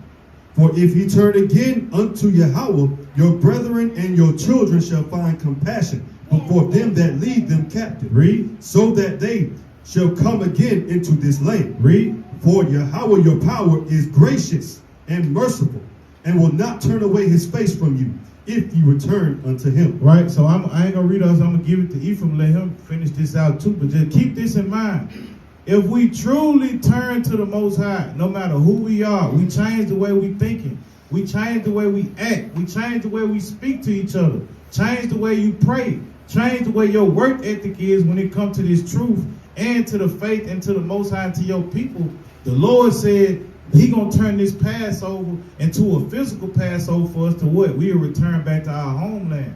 So just keep that in mind. Don't look at this as a feast where we get to dress up nice, be pretty, drink wine, eat lamb, and then right after that, go back to the same you. Because why? This feast day will do us no purpose, no point. You know what I'm saying? So just keep that in mind, family. Come. All praises. Keep reading now. So the post passed from the city to city through the country of Ephraim and Manasseh, even unto Zebulun. But they laughed them to scorn and mocked them. Right, because they was like, what's going on? We ain't got nothing to do with the southern kingdom. Right, go ahead. Nevertheless, divers of Asher and Manasseh and Zebulun humbled themselves and came to Jerusalem. Right. So the northern kingdom came for this Passover, right? Even after the captivity of Assyria. Right, go ahead. Also in Judah, the hand of God was to give them one heart to do the commandment of the king and of the princes by the word of Yahweh. Hey, you got to give it up to the southern kingdom, man. You know, southern kingdoms are the big bros. It is what it is. You know what I mean? I'm Ephraim. Judah's the big bro. He started the civil rights movement. We followed right behind him. And that's the reason why we at where we at today. You got to give props and credit to the southern kingdom, huh? Right? If the southern kingdom ain't do what they do, no, there wouldn't be no Mexicans in America. Right? There wouldn't be no South America's people from South America over here, Central America. You know, having some type of rights and having some type of backbone when it comes to this white man. Huh? Right? Go ahead. And there assembled at Jerusalem much people to keep the feast of unleavened bread in the second month, a very great congregation. Right? So there's a boatload of people now. Go ahead. And they arose and took away the altars that were in Jerusalem, and all the altars for incense took them away and cast them into the brook Kidron. Right, so they took away these altars. They had to rebuild, right? And look at the news we get today. We ain't gonna expound on it as much, but yeah, we got some crazy news today. You know what I mean? So through the spirit, we gotta rebuild. You know what I mean? We can't take it down and that's it. You know, nice garments, just put them on the hanger. No, we gotta get busy now. Now we gotta move and be more active, right? We gotta keep our eyes open for different spots, right? Go ahead. Then they killed the Passover on the 14th day of the second month, and the priests and the Levites were ashamed, and sanctified themselves and brought in the burnt offerings into the house of Yahweh. Right, go ahead. And they stood in their place after their manner, according to the law of Moses, the man of God. The priests sprinkled the blood, which they received of the hand of the Levites. For there were many in the congregation that were not sanctified. You see, so there was many that wasn't sanctified. Go ahead. Therefore the Levites had the charge of the killing of the Passovers, for everyone that was not clean, to sanctify them unto Yahweh. So that means there was people that wasn't clean in this Passover. You know, we be hard on it, right? Sister got the menstrual, right? Oh, don't cook nothing. If you got to think about this. A lot of brothers, right? If your wife is one of the prominent sisters that cook food for the feast days, and she gets it comes down that month, now a lot of us ain't finna eat. Right? You got to make provisions, right? So this Passover happened whether people was clean or unclean. It made sure it happened. You know, you got brothers, people too over righteous, looking at everybody's unclean. You know what I'm saying? Everybody's unclean. If your wife gets then stay home because you was around her, you slept in the same bed. if we gonna get technical, and brothers will be like, well, that's mercy. You know what I'm saying? But we gotta keep the feast. The children gotta be here, right? The children gotta be here. What if their mother ain't here to tame the children? You ain't gonna do it. You know what I'm saying? If they're not able, they got look at the kids on that table. They all got what's them things called? Tablets. They gotta keep busy. And who's doing that? The mothers is there. So you gotta understand that there is grace during certain situations. You understand? And we in Babylon, we got a clinic downstairs. What the hell goes on in there? Yeah, you're right. What goes on downstairs? There was one time we walked into this bathroom, right? I wasn't here. I think it was Sapar that found it, right? It was you? They found a bloody drawers. Somebody, one of these dusty broads from downstairs, then came. That's why we put them latches on the door. They done came up here and, like, why would you leave dirty drawers in the garbage can? Why you didn't tie that up and just throw it outside? Why would? And left the surprise in the toilet. You see what I'm saying? So you done came and defiled the school even when we all trying to be clean in here. Everything's defiled. The scripture says we're going to eat defiled bread in our captivity. So don't be over righteous much. Understand that. When it comes to these feast days, make sure you keep them. Now, if you can't come, it's something, you're injured, you're hurt, cool. But if there's people in the house that's on the flowers, and you need to be in here. You need to be in here. Most of the time, these brothers is renting spots out. They got, somebody just told me, preached down Yalla said he was at a Passover. They had Edomites in the kitchen. You know what I'm saying? All bugged out stuff. You know, you can't do nothing because those are the employees of the other place, right? They got the bartenders, they got the porters. So don't be over righteous much. All right, go ahead. For a multitude of the people, even many of Ephraim and Manasseh, Issachar and Zebulun, had not cleansed themselves. Yet did they eat the Passover otherwise. Now read that one more time slowly. And I'm not just saying that because it's speaking about my tribe, right? But go ahead. For a multitude of the people, even many of Ephraim and Manasseh, Issachar and Zebulun, had not cleansed themselves. Yet did they eat the Passover otherwise than it was written. Right. But Hezekiah prayed for them, saying, the good Lord pardon everyone. Right. You see, and now look, there's the Most High pardon everyone. The king prayed for them. Right? There's times you know, if we're gonna stick to the law, hey man, if you got a hoodie down there and you ain't circumcised, you can't be in here keeping the feast day. According to the letter of the law, you got the hoodie. You know what I'm saying? So what? And there was times, you know, if you could get it done, get it done. But if you know, there was times at One West where, you know, Elder Harag recently told us, right? He said that they said they let everybody in the first Passover like that. Then the second Passover they said, y'all can't come back in unless y'all circumcised. So a lot of brothers in their minds was like, damn, what they gonna check us? So all these jokers, he said, yo, don't lie. He said, so the brother said everybody was walking around limp that next Passover, looking crazy. You know what I'm saying? Walking, couldn't barely walk, man. Couldn't sit down or nothing. They had to hold their staff all day long and just think about matzah, so nothing else comes in your mind but dryness. You know what I mean? Yeah, man, you got to keep your mind occupied. So if you're not keeping that law, you can't keep the Passover, Jack. You see what I'm saying? So understand, we're rehearsing the righteous acts. Don't be over it. Don't be looking down at your brothers. Don't be looking down at your sisters. We all in this thing together, man, and we all as filthy rags, right?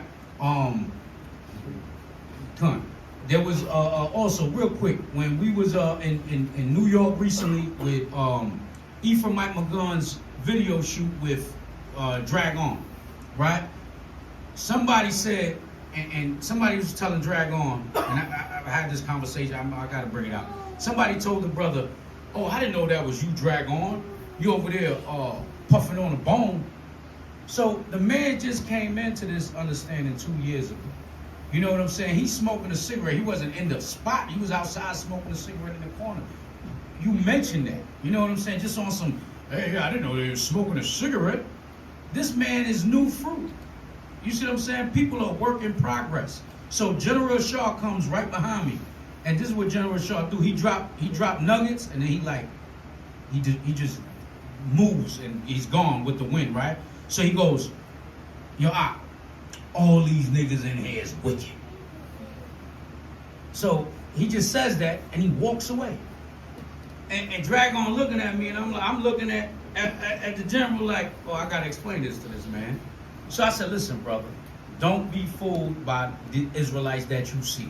A lot of these niggas got stuff in their closets. There's a lot of wicked individuals.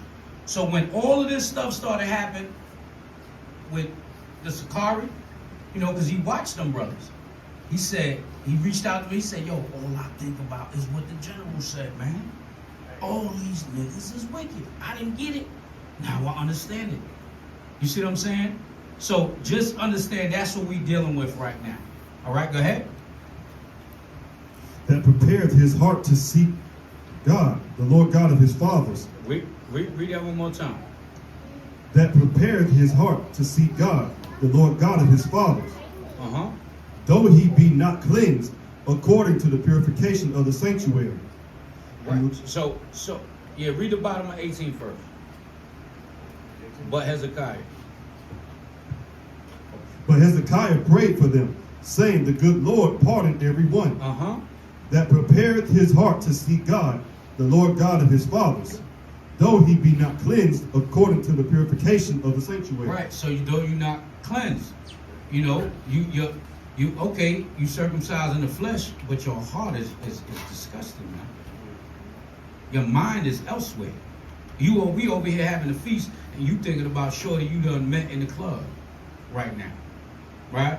Or the brother with the nice fringes that's in your inbox, right? With the matching Jordans.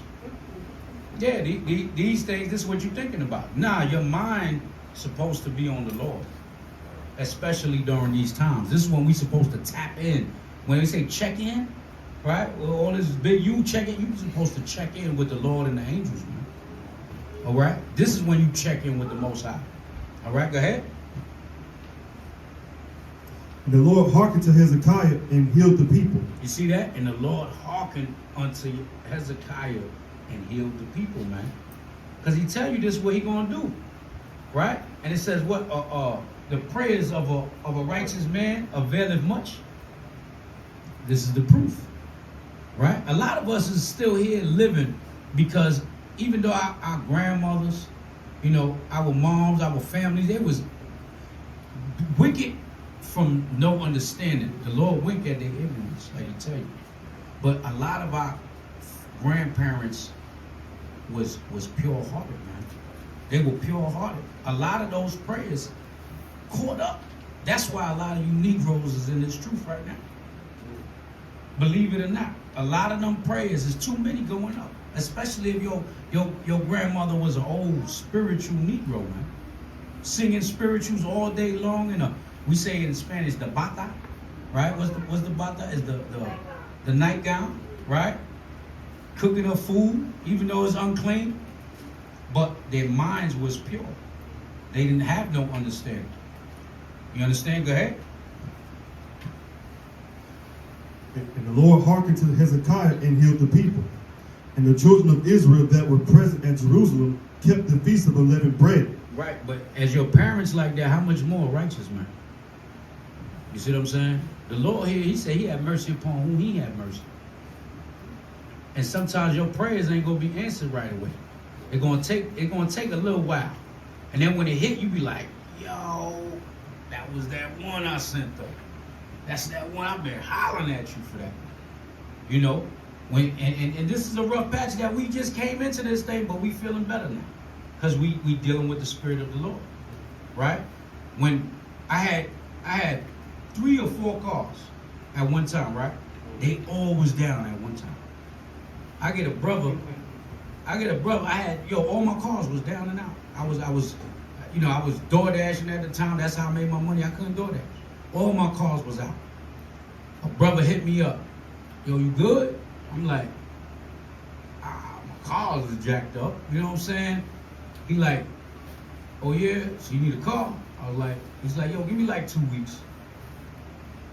Brother, send me 2 weeks. No lie. I'm like, I ain't gonna wait for it. You know, Israel be talking.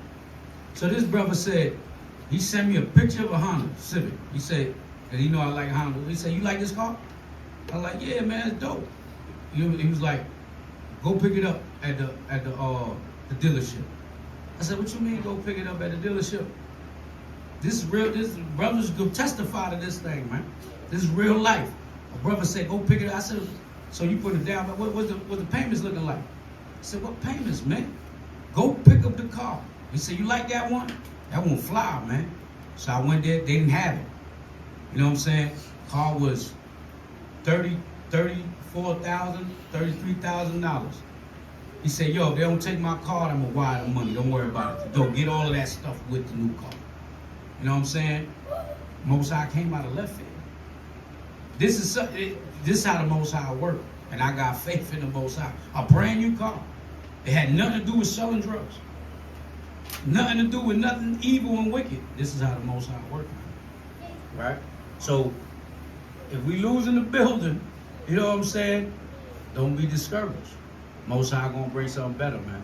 You know what I'm saying? There's a lot of camps that ain't never had a school. You know what I'm saying? We hit a milestone and we see that the Most High dealing with us. So if he give us one school, why he can't give us a couple more? Right? What they say? What was a flea to a giant? Huh? Right? Go ahead. And the children of Israel that were present at Jerusalem kept the feast of unleavened bread 7 days with great gladness. And the Levites and the priests praised the Lord day by day, singing with loud instruments unto Yahweh. And Hezekiah spake comfortably unto all the Levites that taught the good knowledge of Yahweh. And they did eat throughout the feast 7 days, offering peace offerings and making confession to the Lord God of their fathers. Okay. And the whole assembly took counsel to keep other 7 days. And they kept other 7 days with gladness. And they kept another 7 days with gladness. They ain't keep the Passover. They kept it on the second month, but they ain't just keep it for 1 week. They said, nah, we're going to double up. We did it on the second month, and we're going to double up. We having a good old time. And we bringing back the Most High's people. Right? Bringing back the Most High temple. Cleansing this thing. Right? Purification of the temple. So that's what we got to be focused on. Purifying our own temples. You are the temple. Right? Go ahead. For Hezekiah, king of Judah, did give to the congregation 1,000 bullocks and 7,000 sheep. We had one lamb, goddamn. You know what I'm saying? And we doing it. We got one lamb. We got a bunch of different other taco meats over there. But we got one lamb and we still doing it, man. Imagine 100 bullocks, right? 100 bullocks. What is it? What else? No, 1,000 bullocks. What am I talking about? And Go ahead. 7,000 sheep. And 7,000 lambs, bro. Go ahead. And the princes gave to the congregation 1,000 bullocks and 10,000 sheep. And a great number of priests sanctified themselves. Yeah, man, this is a joyful occasion. Go ahead. And all the congregation of Judah with the priests and the Levites and all the congregation that came out of Israel and the strangers that came out of the land of Israel and that dwelt in Judah rejoiced. Right. And it wasn't talking about them. The strangers was the northern kingdom. It wasn't talking about, oh, the white man was with us in there. Because everybody want to say that, right? What the new shirt is? What about the white man? That's everything everybody want to ask. What about the white man? The hell with them. Focus on you. You got to get right. What you so worried about white people for? You think they worried about you? They not worried about nothing you got going on. Worry about you, your family, and your people. All right, go ahead. So there was great joy in Jerusalem. For since the time of Solomon, the son of David, king of Israel, there was not the like in Jerusalem. See that? Go ahead.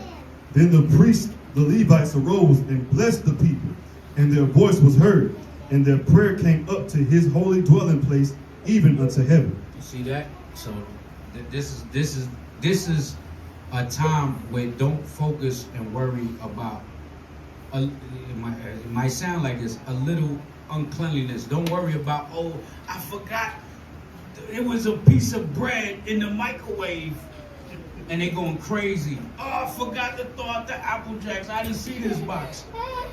No, don't forget to throw out that leaven and that yeast out of your spirit, so you don't become spiritually with a yeast infection, man. Get that yeast out your behind. That's what you gotta focus on. Don't worry about no damn Wonder Bread, man. But don't eat it.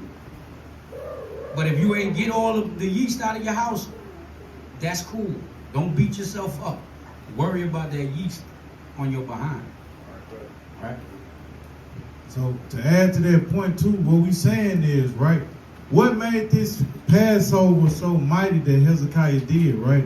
It took a thought that he had in the council with the other Levitical priests to do what? Repair the temple, right? And at that time, Hezekiah wasn't thinking like no super righteous Israelite, no mighty morphin Israelite, no, you know what I'm saying, Pharisee type Israelite where he looking down on everybody else. What did he look at it as? Hey man, I don't care whether people clean or unclean. If they got a mind and a spirit to really want to be of the Lord, bring them here. We're going to keep this Passover together. We're going to pray over them. We're going to teach them. And we're going to do what? Bless them and bless ourselves. And we're going to keep the Lord's Passover. And from that mentality and that spirit, what happened? They kept Passover they kept Feast of Unleavened Bread 14 days. But watch this, there's more. With the one mentality that they had, right? Read the next chapter, verse 1.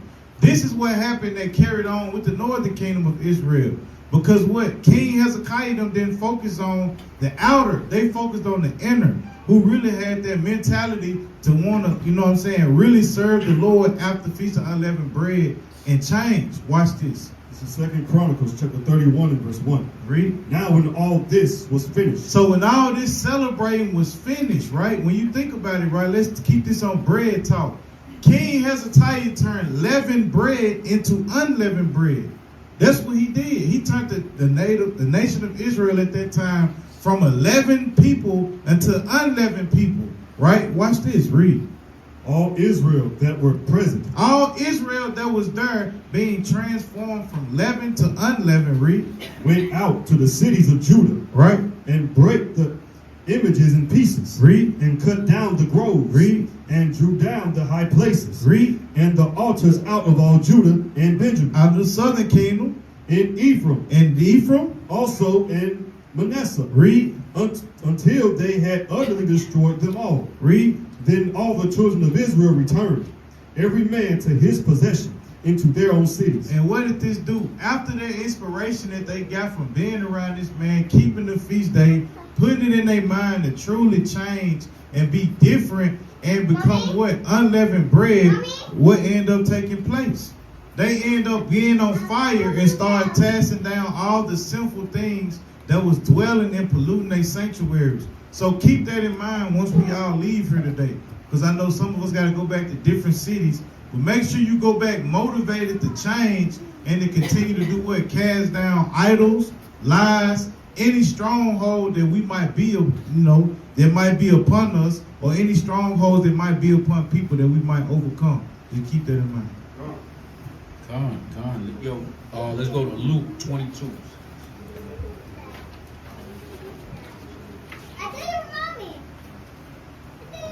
Let's go to Luke 22 and 7.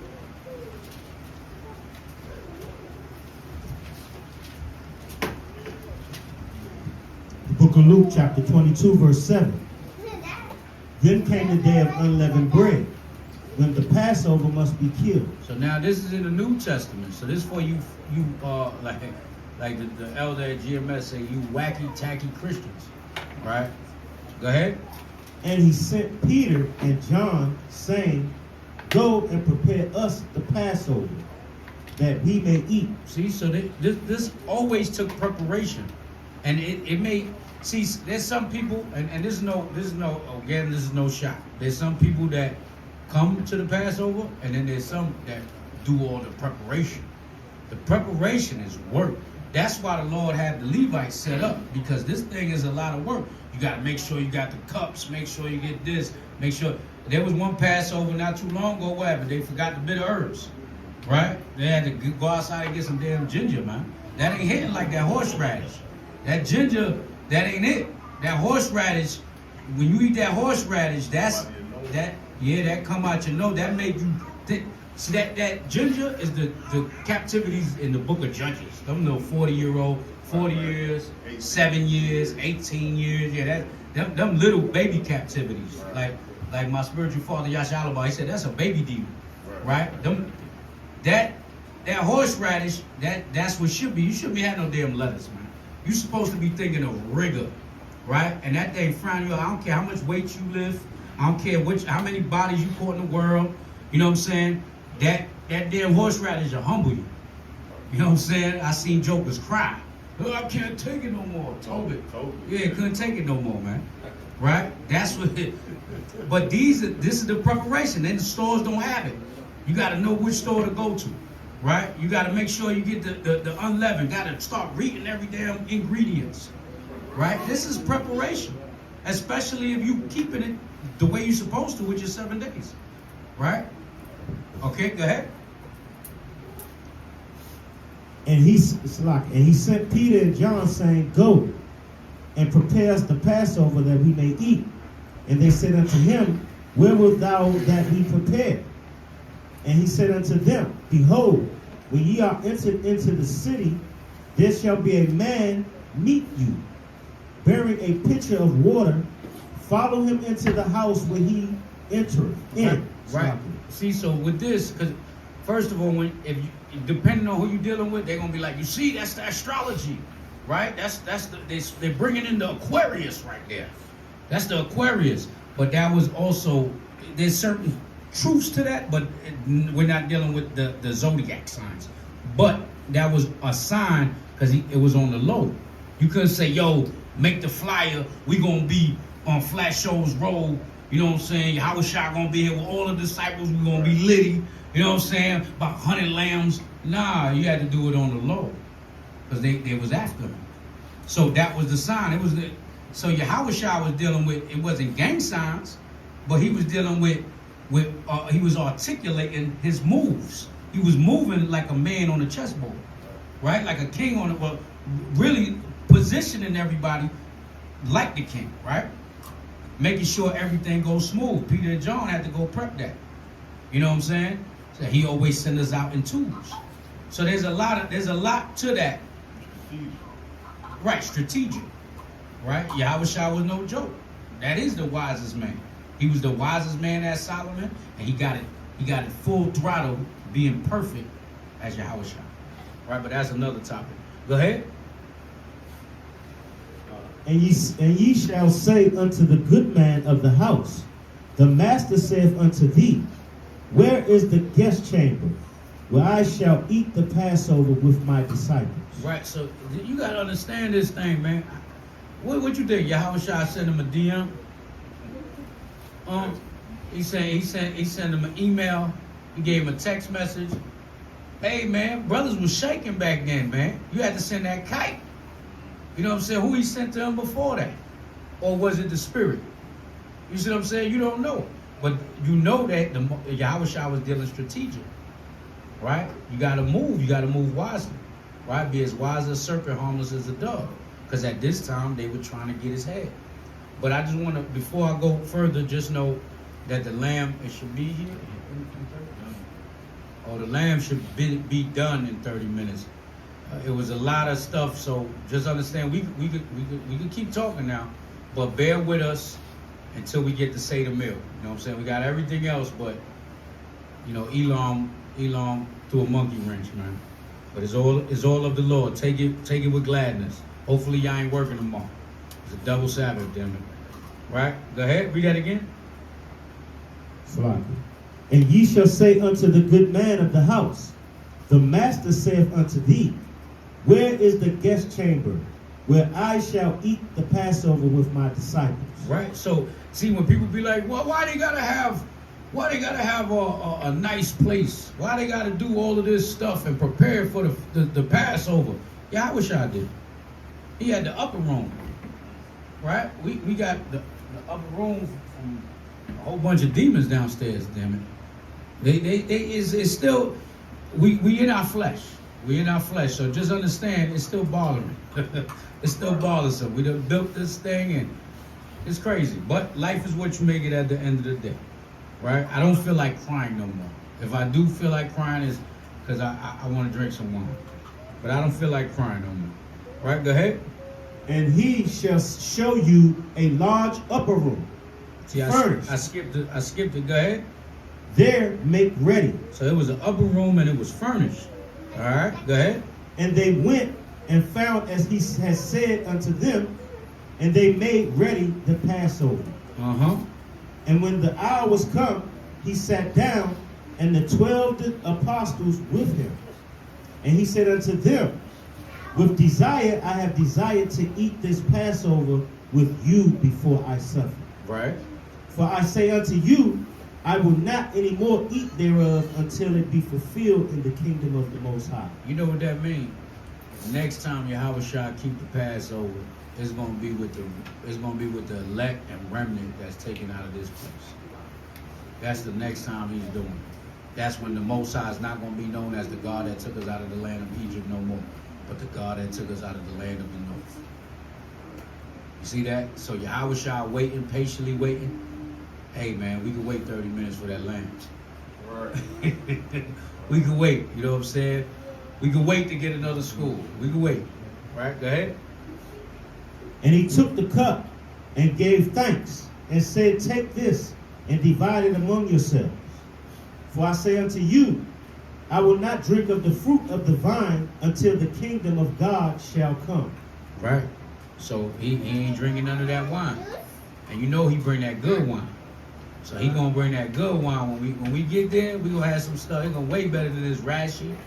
And the Rashi Black is top of the line. That's the best wine I've ever tasted that's kosher for Passover. But that ain't got nothing. You know what I'm saying? Amari Stoudemire getting his wine from the so-called Jew. It ain't got nothing on Yahushua. They told Yahushua, what's this? You say the best for last? You was holding out on us? You know what I'm saying? So imagine that time coming. Right? Go ahead. And he took bread and gave thanks and brake it and gave unto them, saying, this is my body which is given for you. This do in remembrance of me. And that's what we finna do, right? Go ahead. Likewise also the cup after supper, saying, this cup is the New Testament in my blood, which is shed for you. Right. So now you got to analyze this. When you read from the beginning, right? Mind you, the third verse, right, says, then entered Satan into Judas, surnamed Iscariot. So Yahushua dealing with betrayal. He dealing with when the police give you he had a warrant out for his arrest, right? He had a warrant out. He got to be strategic. He knew what was finna go down. Then not only the betrayal, you dealing with Peter.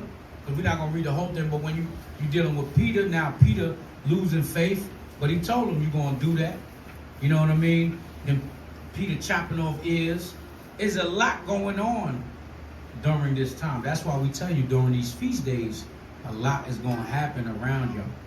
Don't think that don't just know it is Satan, but don't think that it's something that's not common to all of us. I think it's something strange. Right. Stranger things shall happen. So just keep in mind, especially during these top 3 feasts, all hell gonna break loose. You know what I'm saying? Can't find your car keys. You know what I'm saying? You might get hit by a car. It's a lot of things that happen. Huh? You get pulled over. You know what I'm saying? See? You got pulled over, but you ain't got no headlights. You gotta get some light, Baba. So there's many things that happen to us, man, but you gotta keep the faith, keep in the spirit, and enjoy these feast days, right? All right. So we're not gonna read the rest of that. Let's go to 1 Corinthians 5:5. Go to start from the 6th verse.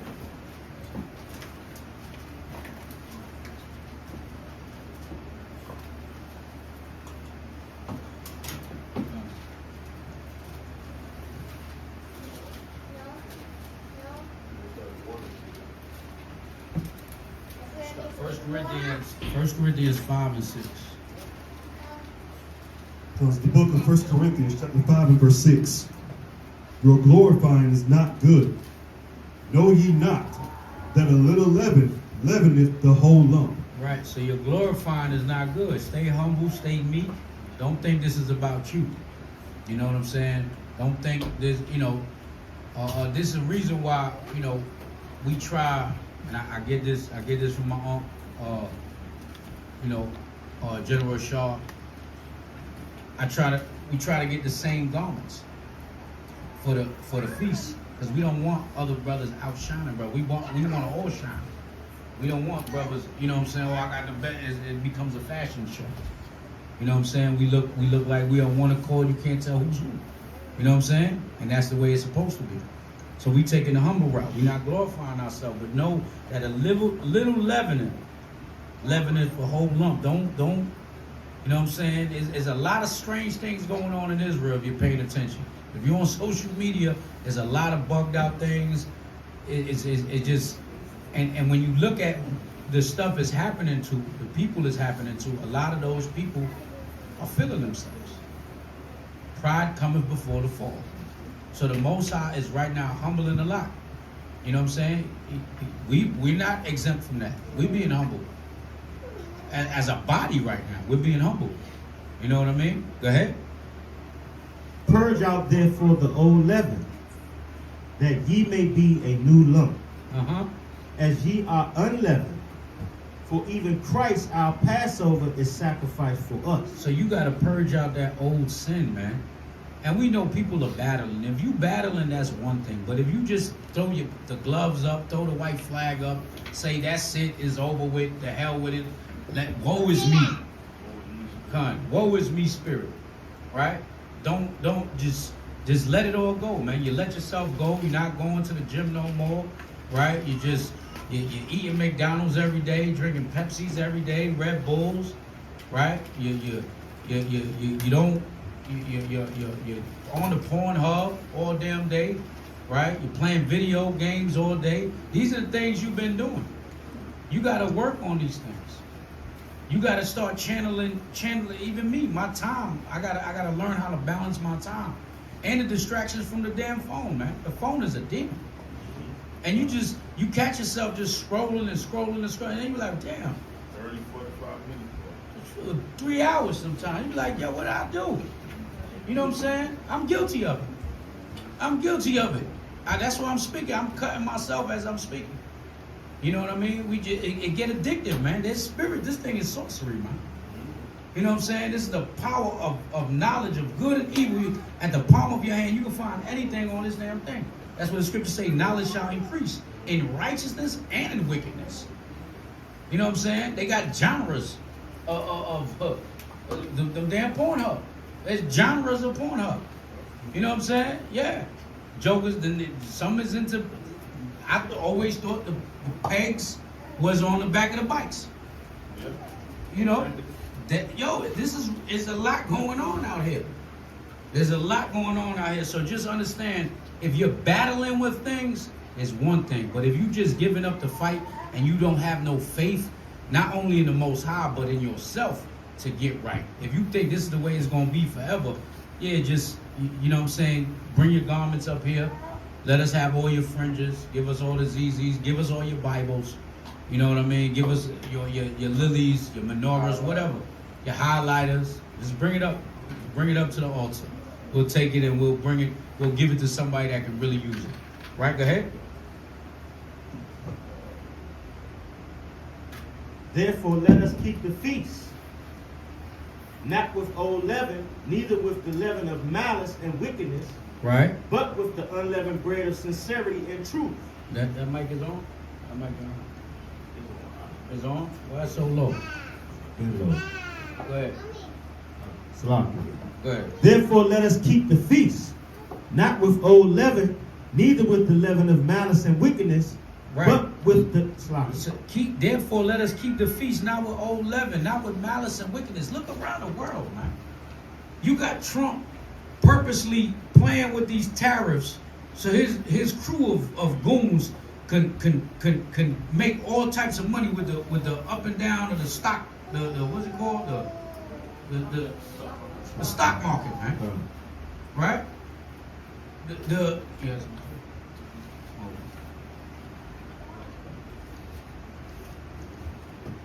Yeah, there should be scissors there and knife there and that white bowl there. You said to cover it up? Right. What, a pan? Okay, you got the knife or you don't got a knife? Alright. Yeah, get one of them pans. There should be a new pan and aluminum foil. All praises, all praises. So, with all of these different things going on, y'all ain't see that? He suspended the market. He just suspended them, and then they got a video of him and all them Edomites in his office talking about he made $200 million. He made $300 million. This thing is rigged, man. You see what I'm saying? And the Most High is exposing the son of perdition. Who is the white man right now? He's exposing the white man as being the damn biggest devil and fraud of the world. Right? And everybody's seeing it. Look at all the people that's saying the acts of war that they gave on the Gaza Strip, what they're doing to them Palestinians, that's acts of war, man. You know what I'm saying? They violating the acts of war with what they're doing to them people, man. They don't have a military. Look at everything that's happening. Helicopters, planes falling out the sky. All these different prophecies, all these different things unfolding, right? Different earthquakes, hurricanes, tornadoes, right? Of course, black on black crime. This is, seeing these things is when we're supposed to get more right with the Most High. You know, these are the things that's supposed to prepare us on watching for that thief in the night, man. Right? Go ahead. Therefore, let us keep the feast, not with old leaven, neither with the leaven of malice and wickedness, but with the unleavened bread of sincerity and truth. Right, with the unleavened bread of sincerity and truth, man. This is what you got to be in this thing for. You need all them pans. Hey, take it, man. What you got there? You need all the aluminum foil. One, take the full one. Go ahead. Yeah, it is a full. Okay, go ahead. Come. So yeah, that's, you know, the unleavened bread of sincerity and truth, man. So what are we in this thing for? We in this for our salvation. We in this to build our nation, and we also in this for the blessings of the Most High. Because Israel loved to focus on the curses, but we're gonna break the bread and everything once it comes. It should be, it's about 15 minutes away. So, right, 15 back and forth. 15 minutes back and forth. So bear with us. But we want to make some. Well, anybody got any questions before we make some announcements? Anybody got anything want to say, brothers up here? Want to say anything? Anything? Say anything? Yeah, I just want to say a little something, man. You know, like Ephraim said, there's a lot going on amongst our people, amongst the nation of Israel. There's a lot going on in Babylon right now. I know a lot of our people shook. A lot of our people going through financial problems, social issues, relationship issues. It's the norm, but the Most High turning up on us right now. Can you give me Baruch 4 and 24, I believe.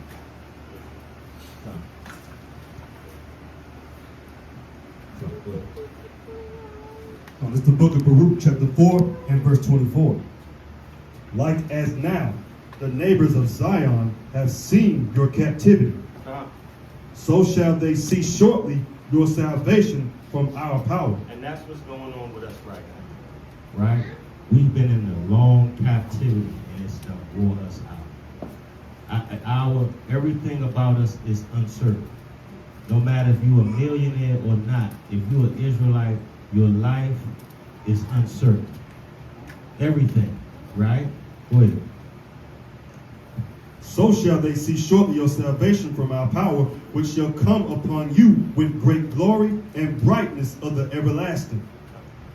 Salaki, give me, hey Lamar, can you give me, real quick, just hold that real quick. Ecclesiastes 7:7 here.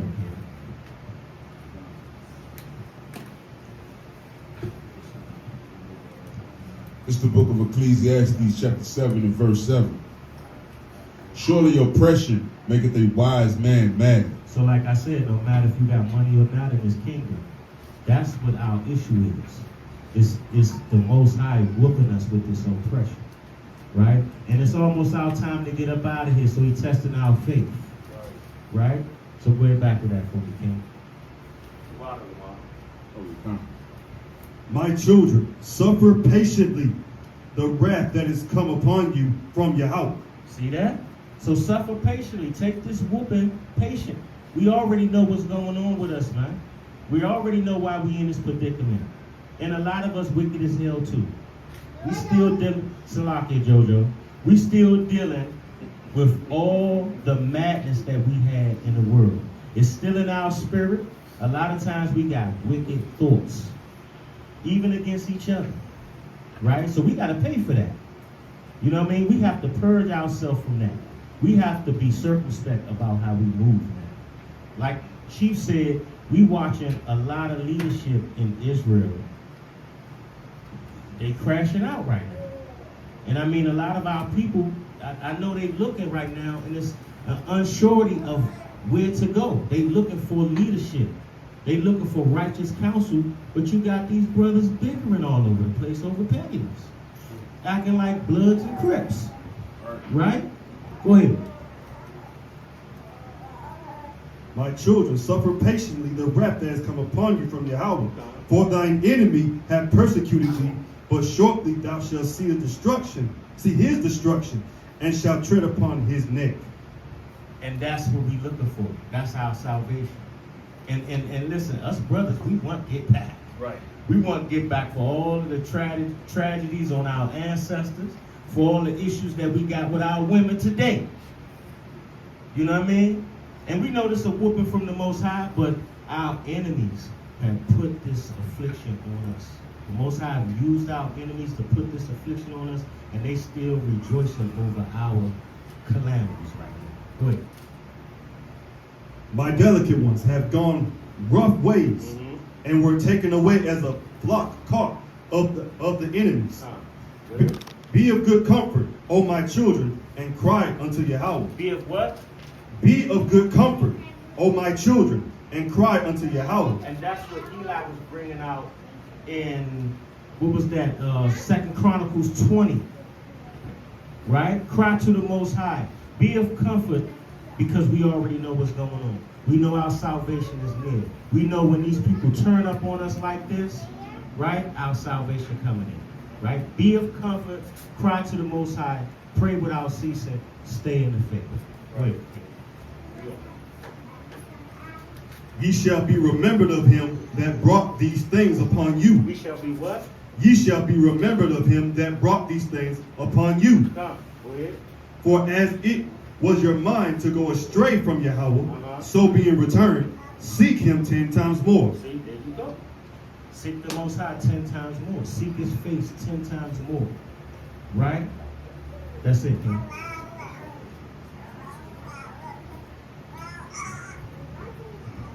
Come. I'm gonna get Iraq chapter 34, verse 25, 26, because you know when the Passover comes, we take our time, we try to make sure that our spirit is right. You know what I'm saying? Like, man, I gotta make sure I'm doing this, I'm purging out this leaven and get my spirit together, right? But after Passover, you gotta continue being in that same spirit, like Chief was saying also. Could you read that from the King?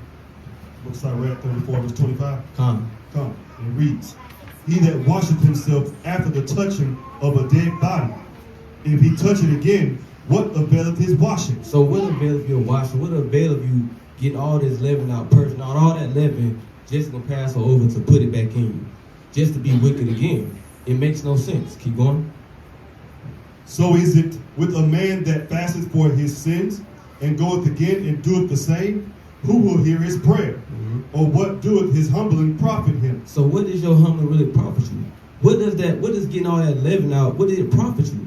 Right? Did it profit you to go back and be that wicked nigga or woman again?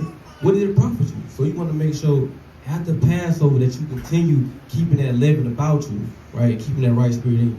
That's it. All praises. Yeah, so we got happy Passover, a sharp Passat, 2025. Hey, we still alive, man. We made it, we still alive. All praises, man. You know, hey, real quick, let's give the Most High a hand.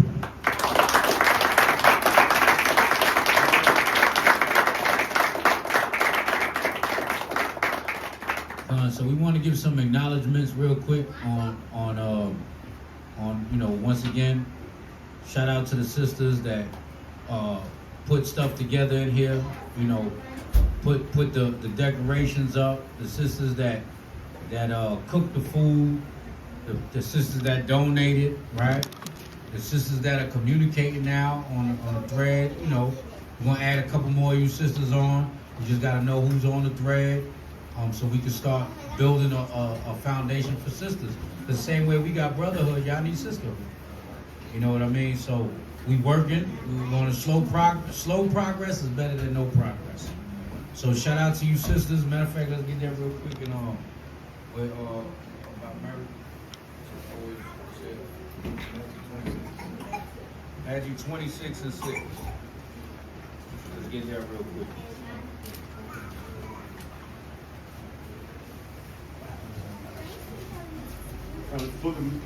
The book of Matthew, chapter 26 and verse 6.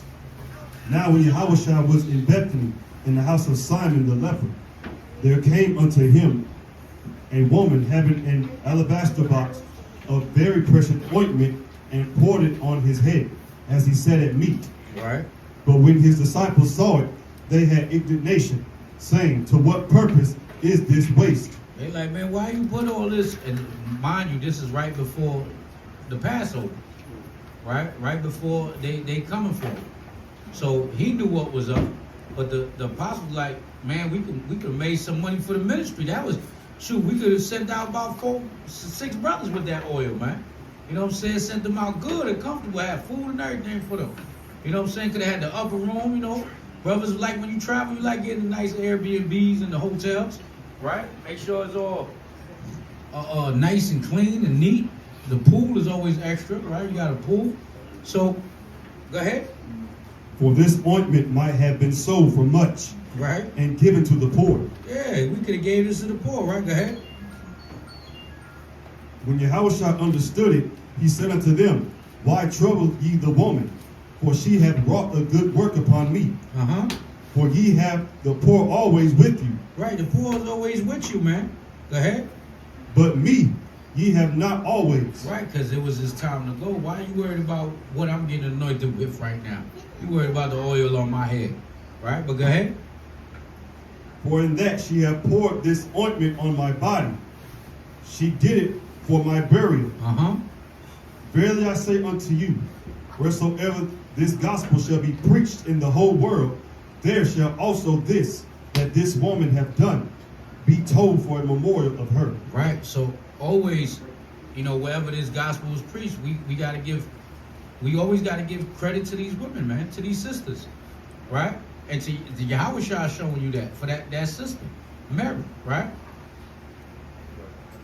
So just think about that, man. We credit our sisters, man. Y'all do a lot behind the scenes. You know what I mean? Y'all do a lot, and we appreciate you. The why, right? So we want to give that acknowledgement to the sisters, because we got Yakatas up here.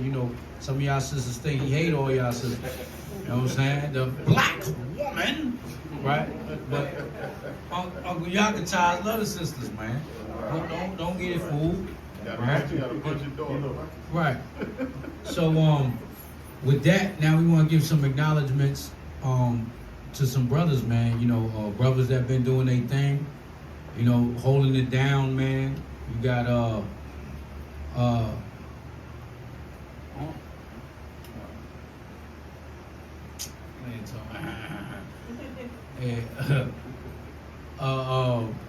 you know, Elijah, man, stepping it up with the videos, right?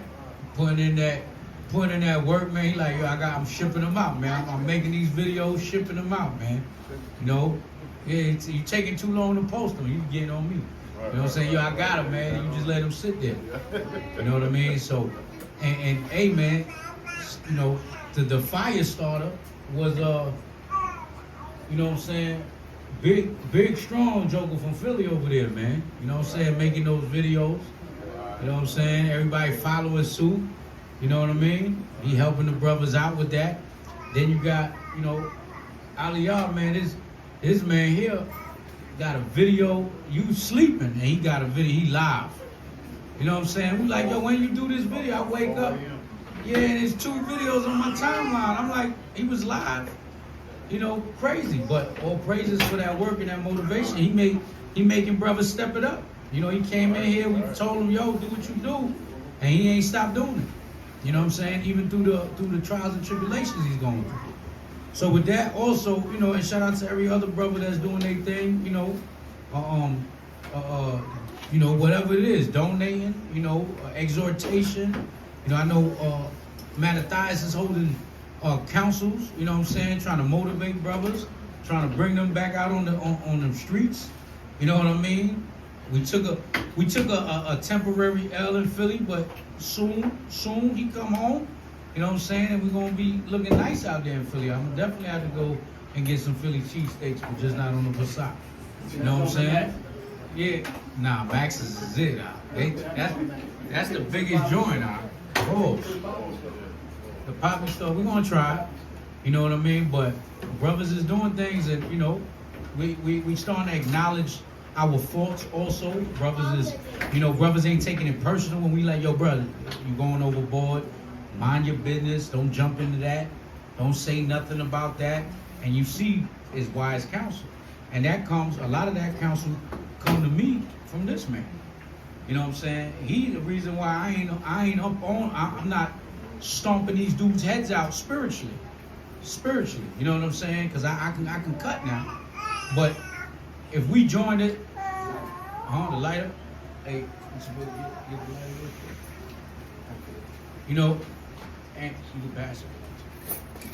You know, so I just lost my train of thought. But as I turned, I looked at Sapar, man. Sapar's always there too, man. Anything you need, Sapar get it done, man. You know, he ripping and running. All you see is an orange blur. You know what I'm saying? He there. You know what I'm saying? But there's a lot that's happening, and we're starting to, and this is why Satan coming in throwing his monkey wrenches. Because it's like, let me try to stop that momentum, but this should push us harder to get right. You know what I'm saying? And get more in order. But with those acknowledgments, you know, we gave the soldiers test. We're gonna go over them probably. You get your answers tomorrow, and if you got to do them over. But we want to make some acknowledgments. We haven't boosted up nobody's rank, right? You know, we deal with rank. We ain't going crazy with it, but when respect is due and brothers putting in their work, got their hand on the plow and different things that they're organizing and orchestrating, you want to put the right brothers in position to make things move more smoother, move like a well-run oiled machine, you know, and that's why we're going to acknowledge 2 brothers today. But before we do that, go ahead. Real quick, give me Sirach 2 and 5. So I want the reason why because I thought he was gonna spoil it for me. So I wanted to make this right because I want to make examples, right? So a lot of times things go up, and you know, when it comes to Israel, the smallest things that the world look at is nothing. It mean the most to us as Israelites, because who know more as black men and black women, we barely seldom get recognized for anything that we do in this world today, right? Especially black men. Black men get the motion and told every day when they doing something, man, that's what you're supposed to do. You know what I'm saying? Man, go buy a crib and some Pampers. You know what I'm saying? Just want a little acknowledgement because he worked 50 hours overtime. Right. Nigga, that's what you're supposed to do. You're supposed to do that, but sometimes, you know, it boosts somebody's spirit when you get them that pat on the back and let them know, like, hey, man, your hard work and your dedication being recognized. So read that. Now it's the book of Sirach, chapter 2 and verse 5. Right? For gold is tried in the fire, Right? and acceptable men, And what? and acceptable men Read. in the furnace of adversity. So the Lord says gold is tried in the fire. If you get gold, if somebody trying to sell you gold, you want to test whether that gold is real by what? Burning it in fire. And the Lord said this is how you can tell what real and solid brothers that you have amongst you, right? Read. That's it on there. No, that's it on that. So now give me Exodus chapter 18 real quick. In verse 19, verse 17. This is Exodus chapter 18 and verse 17. And Moses' father-in-law said unto him, the thing that thou doest is not good. So what thing was Moses doing in the beginning, right? When Moses delivered us out of Egypt, Moses was handling all the problems, all the situations, right? And so what? Now Jethro told him what? The way you moving, this not good. You can't handle all this, man. You're going to die soon, read. So look, thou wilt surely wear away, Right? both thou and this people that is with thee. For this thing is too heavy for thee. Read. Thou art not able to perform it thyself alone. So why are we saying this? Because, you know, if you know, you were here from the beginning. You know what I'm saying? Me, Ephraim, you know, we started with a couple of brothers with us. And from the beginning, we started small, had a lot of headaches. We accomplished a couple of things like this, what you see now. But as time has went along, we have started to grow. All praise to the Most High. Well, the service has started to expand. And with that expansion, you know what I'm saying? It'd be a lot of crazy councils and a lot of phone calls, keeping up with brothers, posting feast days, posting videos, exhortations on the side with Lamech that, you know, three brothers can't do it by themselves. So as we grow, brothers got to grow, our spirits got to grow, right? Keep reading. Hearken now unto my Hearken now unto my voice. Right? I will give thee counsel. So the same counsel that Jethro gave Moses, we read this and take this same counsel to ourselves today. Read on. And Yahweh shall be with thee. Right? Be thou for the people to God, Right. that thou mayest bring the causes unto Yahweh. Right. And thou shalt teach them ordinances and laws. Right. And shall show them the way wherein they must walk. Right. And the work that they must do. So and that's what we do. We teach, we instruct, we counsel, and we guide brothers on things that they must do. But there's other things to this, right? Keep reading. Moreover, thou shalt provide out of all the people able men, such as fear Yahweh. Read. Men of truth. Men of truth. Read. Hating covetousness. Read. And place such over them to be rulers of thousands. Read. And rulers of hundreds. Read. Rulers of 50s. Read. And rulers of 10s. Keep going. And let them judge the people at all seasons. And it shall be that every great matter they shall bring unto thee, but every small matter they shall judge. Right. So shall it be easier for thyself, Right. and they shall bear the burden with thee. And people, the reason why Jethro told Moses to do this, to make what? His burden light and keep going. This was the whole objective, read. If thou shalt do this thing, and Yahweh commanded thee so, then thou shalt be able to endure. And all this people shall also go to their place in peace. So the reason why we raised up more elders, more leaders to do what? Keep peace in Israel. Even with certain brothers, you had to find able men who was able and worthy, right? So now, real quick, go to Deuteronomy chapter 1. Right? And start at verse 13. This is Deuteronomy chapter 1 and verse 13. No, verse 11, Salaki. Verse 11. Right?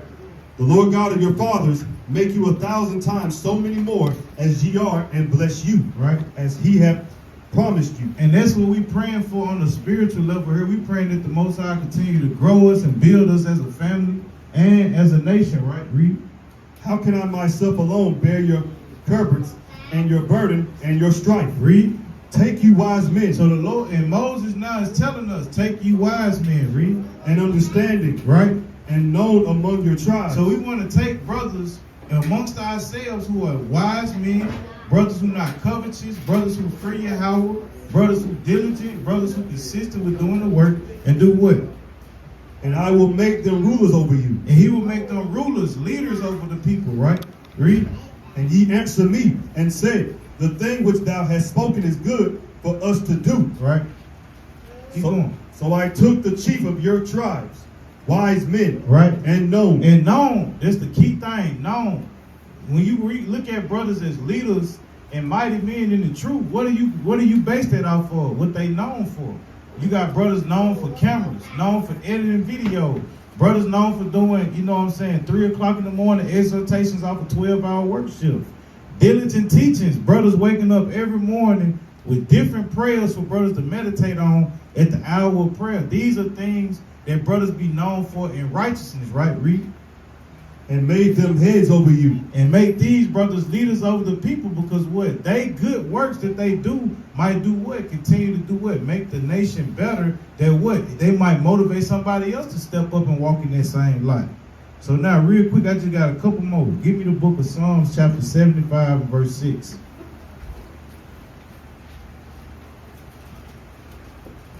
The book of Psalms chapter 75 verse 6. Oh, this book of Psalms chapter 75 and verse 6. Right? For promotion cometh neither from the east, nor from the west, nor from the south. Read. But Yahweh is the judge. And the Most High is the one that's the judge, right? The Most High is the one that puts certain things on certain brothers' spirits to move a certain way. It wasn't on my mind or Ephraim's mind to start the servants. You know what I'm saying? One day we was at Tabernacle. Hey, King, I think after this Tabernacle, King, we'll be fire in some red and gold at the service. You know what I'm saying? We both used to, do this and that in the world on the left-hand side, literally. So what do you say? Come on, King. You know what I'm saying? It didn't go like that, right? So how much more the brothers that came in this walk with us, right? Keep reading.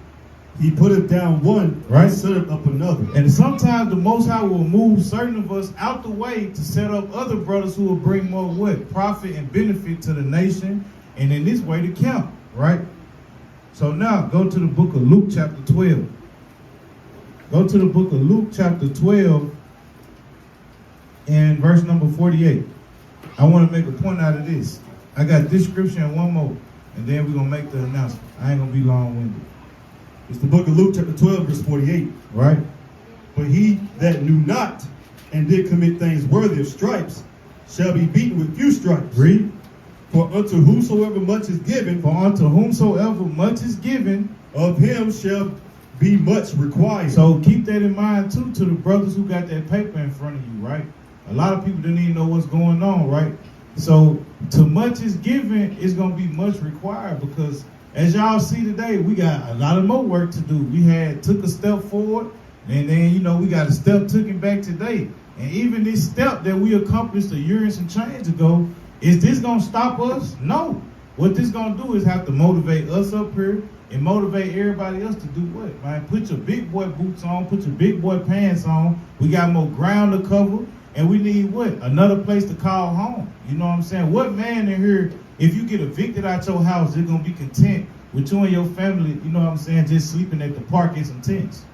You're going to go out there and provide and find a way to call another place to call home, right? So you got to keep that same mentality when you come to this sanctuary in the Most High. Last scripture, get the book of James chapter 3 and verse number 1.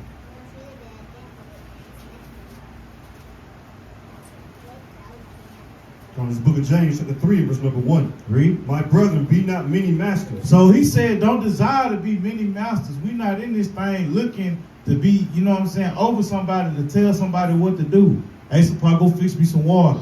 Hey, Mattathiah, come take my boots off. Hurry up. We're not in it for that, man. You know what I'm saying? Read. My brethren, be not many masters, knowing that we shall receive the greater condemnation. Why? Because being raised up, being looked at as a leader, you're going to be condemned the quickest. Guess what? When leaders go off in Israel, look at how harsh they get condemned. And it be a brother who can do the same thing, if not worse, and nobody knew. Guess what? Brothers don't care about that. It's only when you looked at as a leader that your actions count amongst people, right? Keep going. For in many things we offend all. And in many things we offend also. As a leader or as a brother who might be raised up as a leader, you got to make sure everything you do, make it count. You know what I'm saying? Watch what you say. Watch how you move, because one little move you make, you know what I'm saying, it can affect us all. Read. For in many things we offend all.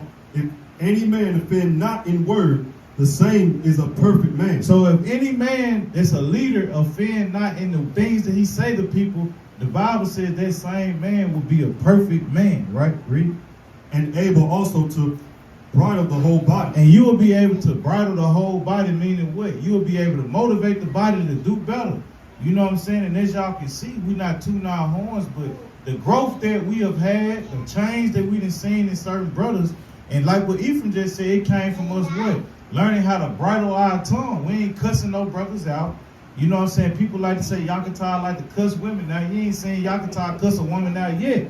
Unless I don't know nothing about it. Yakata might got a Patreon or something telling you to subscribe. You want to hear him talk bad about women. You know what I'm saying? But now, with that, you know, so you want to do what me say. But with that, you know what I'm saying, we're going to make the announcement for the brothers. Huh? All right, so with that, you know, I just wanted to read those scriptures for the brothers. You know who you are, and if you don't know, we all finna find out.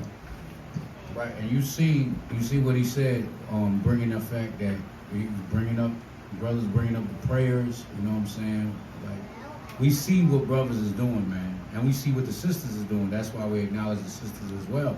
And hopefully we could build something. This is something that every congregation that I've been a part of was lack when it came to the sisterhood. Every congregation. There's camps that got a good sisterhood. You know what I'm saying? And they build, they making moves. You can't really do nothing as a nation without the women. And these women get this thing done. This thing ain't look like this. The school, we did our little thing in this, but the school, like, this look like, you know, they did something to it. Look, the dishware, you know what I'm saying? Sister Labaya, you know, all praises, you know, but it came with a heavy price. But it's all love, man. We gotta move forward. We gotta move forward from this thing. But there's been a lot of trials and tribulations. You can do it, but I just want to show and Shalak your family if I'm saying too many personal things. But you got a brother that just had a newborn, right? Back-to-back children. You know what I'm saying? Mess around, lose his job. You know, that provided pretty good, you know, driving trucks and stuff like that. You know, you got another brother who was in a crash without a scratch on him, man. You know what I'm saying? This joker, wait, tomahawk, what do they call that? Tomahawk? T-bone. The car T-boned this brother. He ain't got a scratch, that car was totaled. This dude that hit him ended up in a train track. He bust through a gate and the train track was down. Like, what about 20 feet? 4 stories. In Philly. 4 stories. This joker hit the damn train tracks. You know what I'm saying? The woman that was in there was all messed up. But this brother, he just got the car fixed. He was out of commission for the car. You know what I'm saying, for a while. Something sort of similar to what I was dealing with. Then, boom, he gets a brand new motor, right? Brand new everything, right? In the car. And what was it, 3 days later? 36 hours. And he gets the T-bone on after the Sabbath. And he sent us the video. He was mad as hell, cussing them out. The dude is on the train tracks. He said, down at the bottom, he said, "You the mother effer that hit me." No, I didn't. No, I didn't. Yeah, you did. Right, Joker don't even know what's going on. And see, he got all right to feel like that. We're human. We're in the flesh. So we're going to feel emotional, especially things like that happen. But through that, you know, a lot of conversations between us, you know, these brothers here.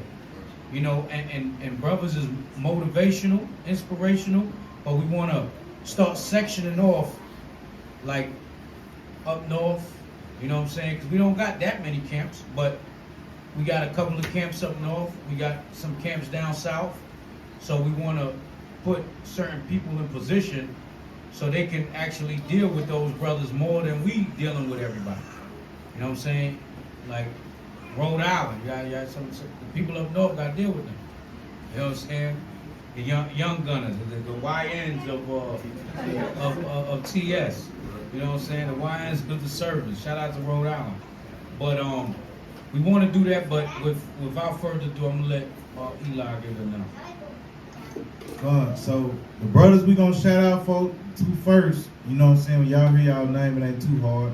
You know what I'm saying? We want to show these brothers love and appreciation because, you know, in the past year and some change, brothers been diligent. And even in Philly, when, you know, we had a series of unfortunate events happen down there, the brothers in Philly took a loss. But what happened? Did the work stop in Philly or did the work continue? It continued. You know what I'm saying? You know, we had another brother down south who came and joined us.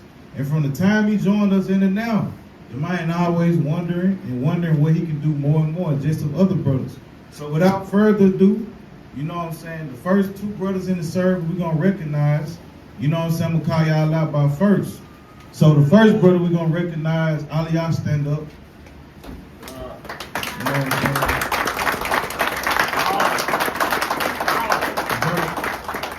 Like you said, man, the brother lost his job. You know what I'm saying? The brother just had a child, but in spite of, you still catch that brother, you know what I'm saying, driving to camp, car falling apart on the way to camp, he hopping out, spraying oil in it, keep driving. So, you know, with that, you know what I'm saying, everybody got respect and love for the brother. So, all of y'all is officially the chief officer in the service. Clap it up for him again.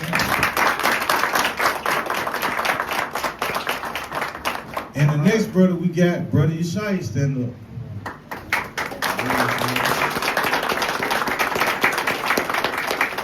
You know what I'm saying? Like Ephraim said, the brother Yeshaya, you know what I'm saying, at one time before we know the other brother I'm acknowledged to, came on the scene with us doing the editing video. Every camp that's in the service that posts videos, everybody was sending their videos to Yeshaya. And every single day, Yeshaya sitting there taking time, editing video for 3-4 different cities, maintaining his household, and dealing with whatever he dealing with. And in spite of, you know, the work never stopped. When one brother had to sit down in Philly, you know what I'm saying, the brothers could have gave up. Brother could have just started playing 2K on the Sabbath. Brother started holding a 2-man line to where now the Most High raising the brothers up. So, as of today, the brother Yeshaya is officially an officer of the service over the whole Northeast.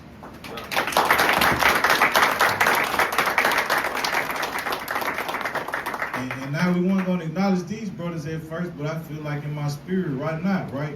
So the other two brothers, you know what I'm saying, when I call your name, you know what I'm saying, I want y'all to come up here and stand with the brothers so we can anoint y'all when we go into the prayers, right?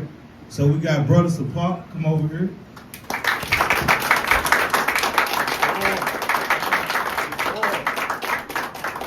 Brother Matthew, come over here.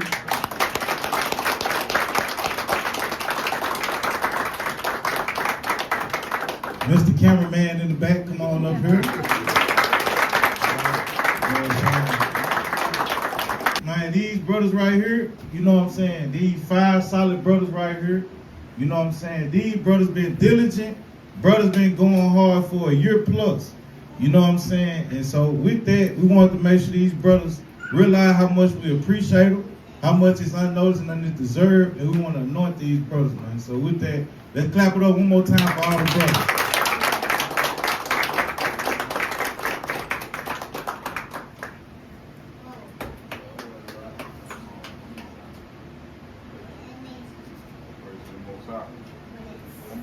So now we're going to say this too in front of everybody. Now we done got the good stuff out the way. We done bigged y'all up, bragged on y'all.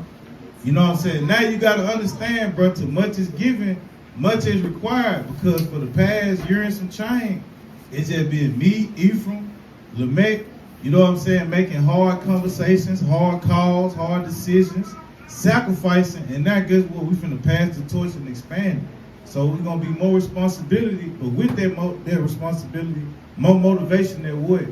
The body will continue to increase, more leaders will increase, and Most High willing, this be a practice of what we all might get in the kingdom of heaven. Come. No praises, man. Give these brothers a hand. One more time.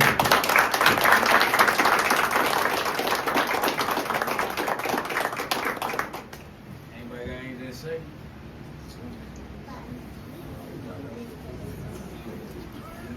But I just want to say all praise to the Most High, man.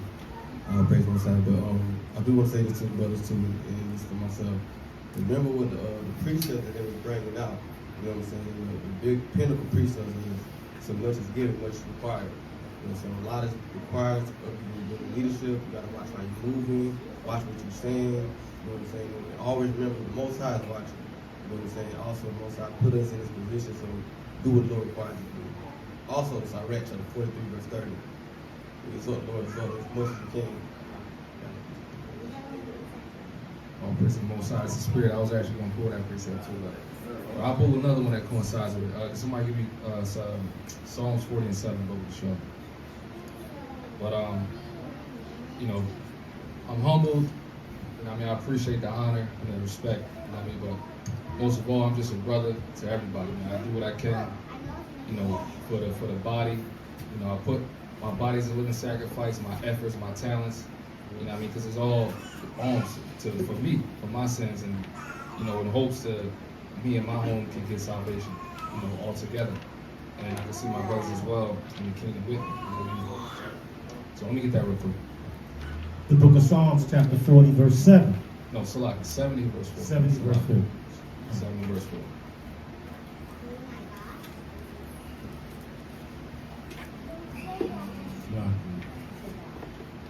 Psalm 70 verse 4. The book of Psalms, chapter 70, verse 4. Let all those that seek thee rejoice. Right? Let everybody that seek the Most High rejoice, right? Read. And be glad in thee. Be glad in the Most High, because again, there's a lot of people that didn't make it here today. There's a lot of people that wish they could have been here today, but they ain't here. Right? Read. And let such as love thy salvation say continually, let God be magnified. Let the Most High be magnified. Right? Not yourself, not your worldly accomplishments. The Most High be magnified. And that's why we are here today, Con. Right? We got our families here, you know, our kids, our wives here. We here to magnify the Most High and to show Him that we love Him. Right? And another thing, not to, you know, continue on with the negativity, besides the whole thing that I've been going through already. You know, I'm here by the grace of the Most High. And me and my wife talked about it earlier. Somehow, on the way here at the airport, I had a kitchen knife in my Bible bag. This bag right here. I had my Bible in it. Somehow, a kitchen knife. Actually, it's right here. This kitchen knife was in my Bible bag getting through the airport to TSA when I left Philly. I would have been in federal prison. Somehow, it got through. And I'm here with y'all right now. I don't know, they're not doing their job, but I'm here. You know what I mean? Crazy. I can't blame nothing else but the Most High for that. Right. Like, I wouldn't be here. I'd be in federal prison. Now, they don't care about no excuse. What I had to say, I would have been a damn terrorist. Especially me being an Israelite. You know what they're going to, on the news. You know, they're going to tell me a new one. Right? So, again, I just want to thank y'all for the opportunity and, you know, acknowledging me, my efforts. Because, you know, it is a lot, but I ain't complaining. It's my reasonable service. So that's all I got to say.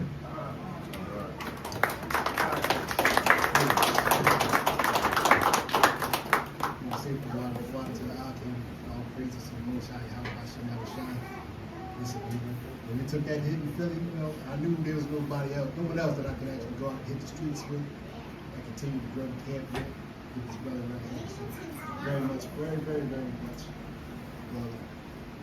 All praise to the Most High.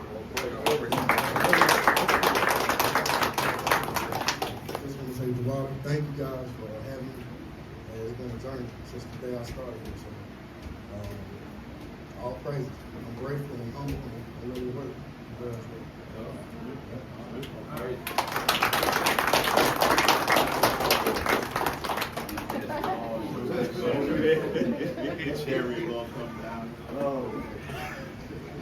Where do I start, man? Not a man of many words, but I will say I'm grateful.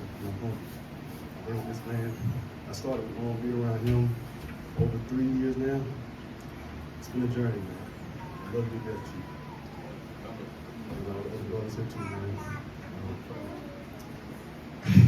And being this truth, man, it has humbled me so much to where I can't thank the Most High enough. Because I've been through a lot, even before the truth. But the Most High getting me into this was the best thing ever. It was the best thing. And I'm loving every bit of it. I'm just ready just to see what the Most High has in store for all of us. So, with that, I thank y'all for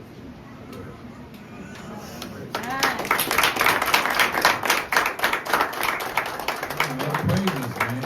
Anybody else got something to say? Yeah, hey, listen, we passing the mic. The lamb ain't here yet, so and we can actually want to anoint everybody. So, I'll lead up. You want to anoint everybody? All the people, everybody in the audience, about the shop. So, we're gonna do the anointing prayer. We're gonna do some prayers, and then we're gonna once you break it, you buy it. That dude leave right there. Yeah, your daughter set you up,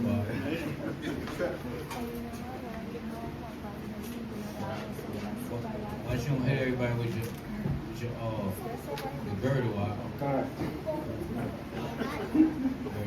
Yeah, the flag bar. All praise, honor, and glory to the Most High. You better relax yourself. You better relax yourself.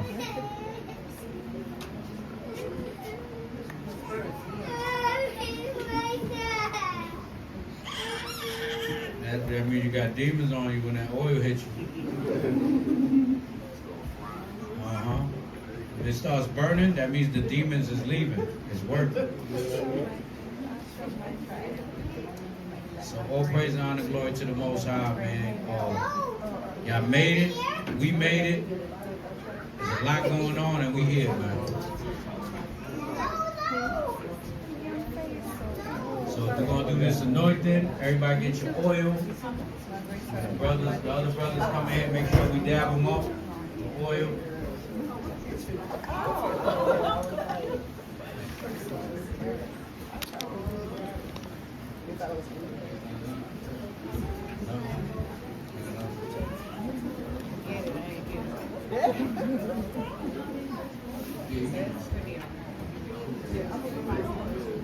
Hey man, it was Satan. Today wasn't our fault. We was early. We was early. They can't blame the Puerto Ricans. They can't blame the Puerto Ricans this time.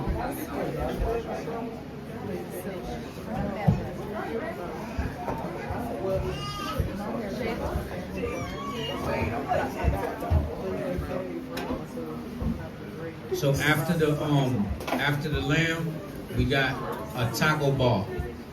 And then listen, I just stand up and I forgot. Shout out to my elder, my personal elder, but he's the elder of the servants. He gives us counsel many times. He's in the background. Elder Harag, original One West, and a lot of counsel that I seek. I always go to him first. And one thing is, he pick up the phone. You know what I'm saying? He pick up the phone for you, even if he training 1,000 dogs, man. Training 1,000 dogs, dealing with a bunch of other different brothers from One West, and you know what I'm saying? The elder been around for a long time, man. So give it up for the elder, man. Elder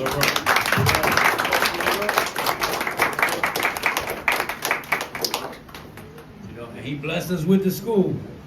He said, "What the hell happened today?" You know what I'm saying? But hey, man, the Most High do what He do. You know what I mean? So all praises. We made it do what we do, what it do in here too. You know what I'm saying? We turned this thing. We turned it out, man. We had some good times, memorial times in here. You know? Yeah, we had some good times in here. So hey, man, grand opening, grand closing. Yeah, more good than bad. You know, brothers, cheap on the floor. You know what I'm saying? Yeah, a lot of different things, man. Brothers sleep on the floor. A couple brothers slept on the floor. I slept on the floor in here. You know, Yeah, bro. Like, it's just, hey, man, things happen, man. You know what I mean? There's judgment, though, right? We're not exempt from judgment. Judgment hits us all, man. So, you know. Where's that oil? You got the oil? Oil. No fireworks today, JoJo. You got oil?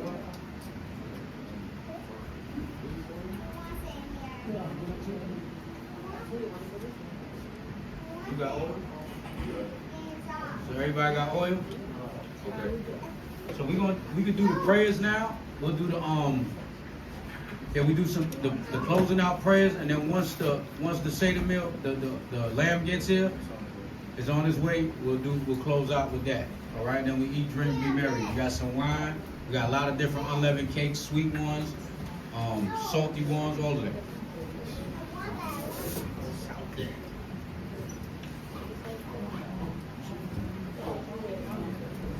Let's get oh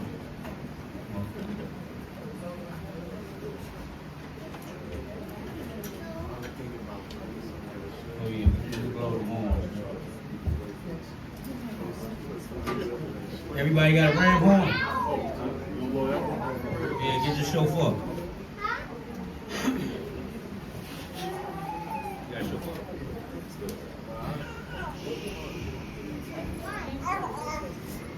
Ready?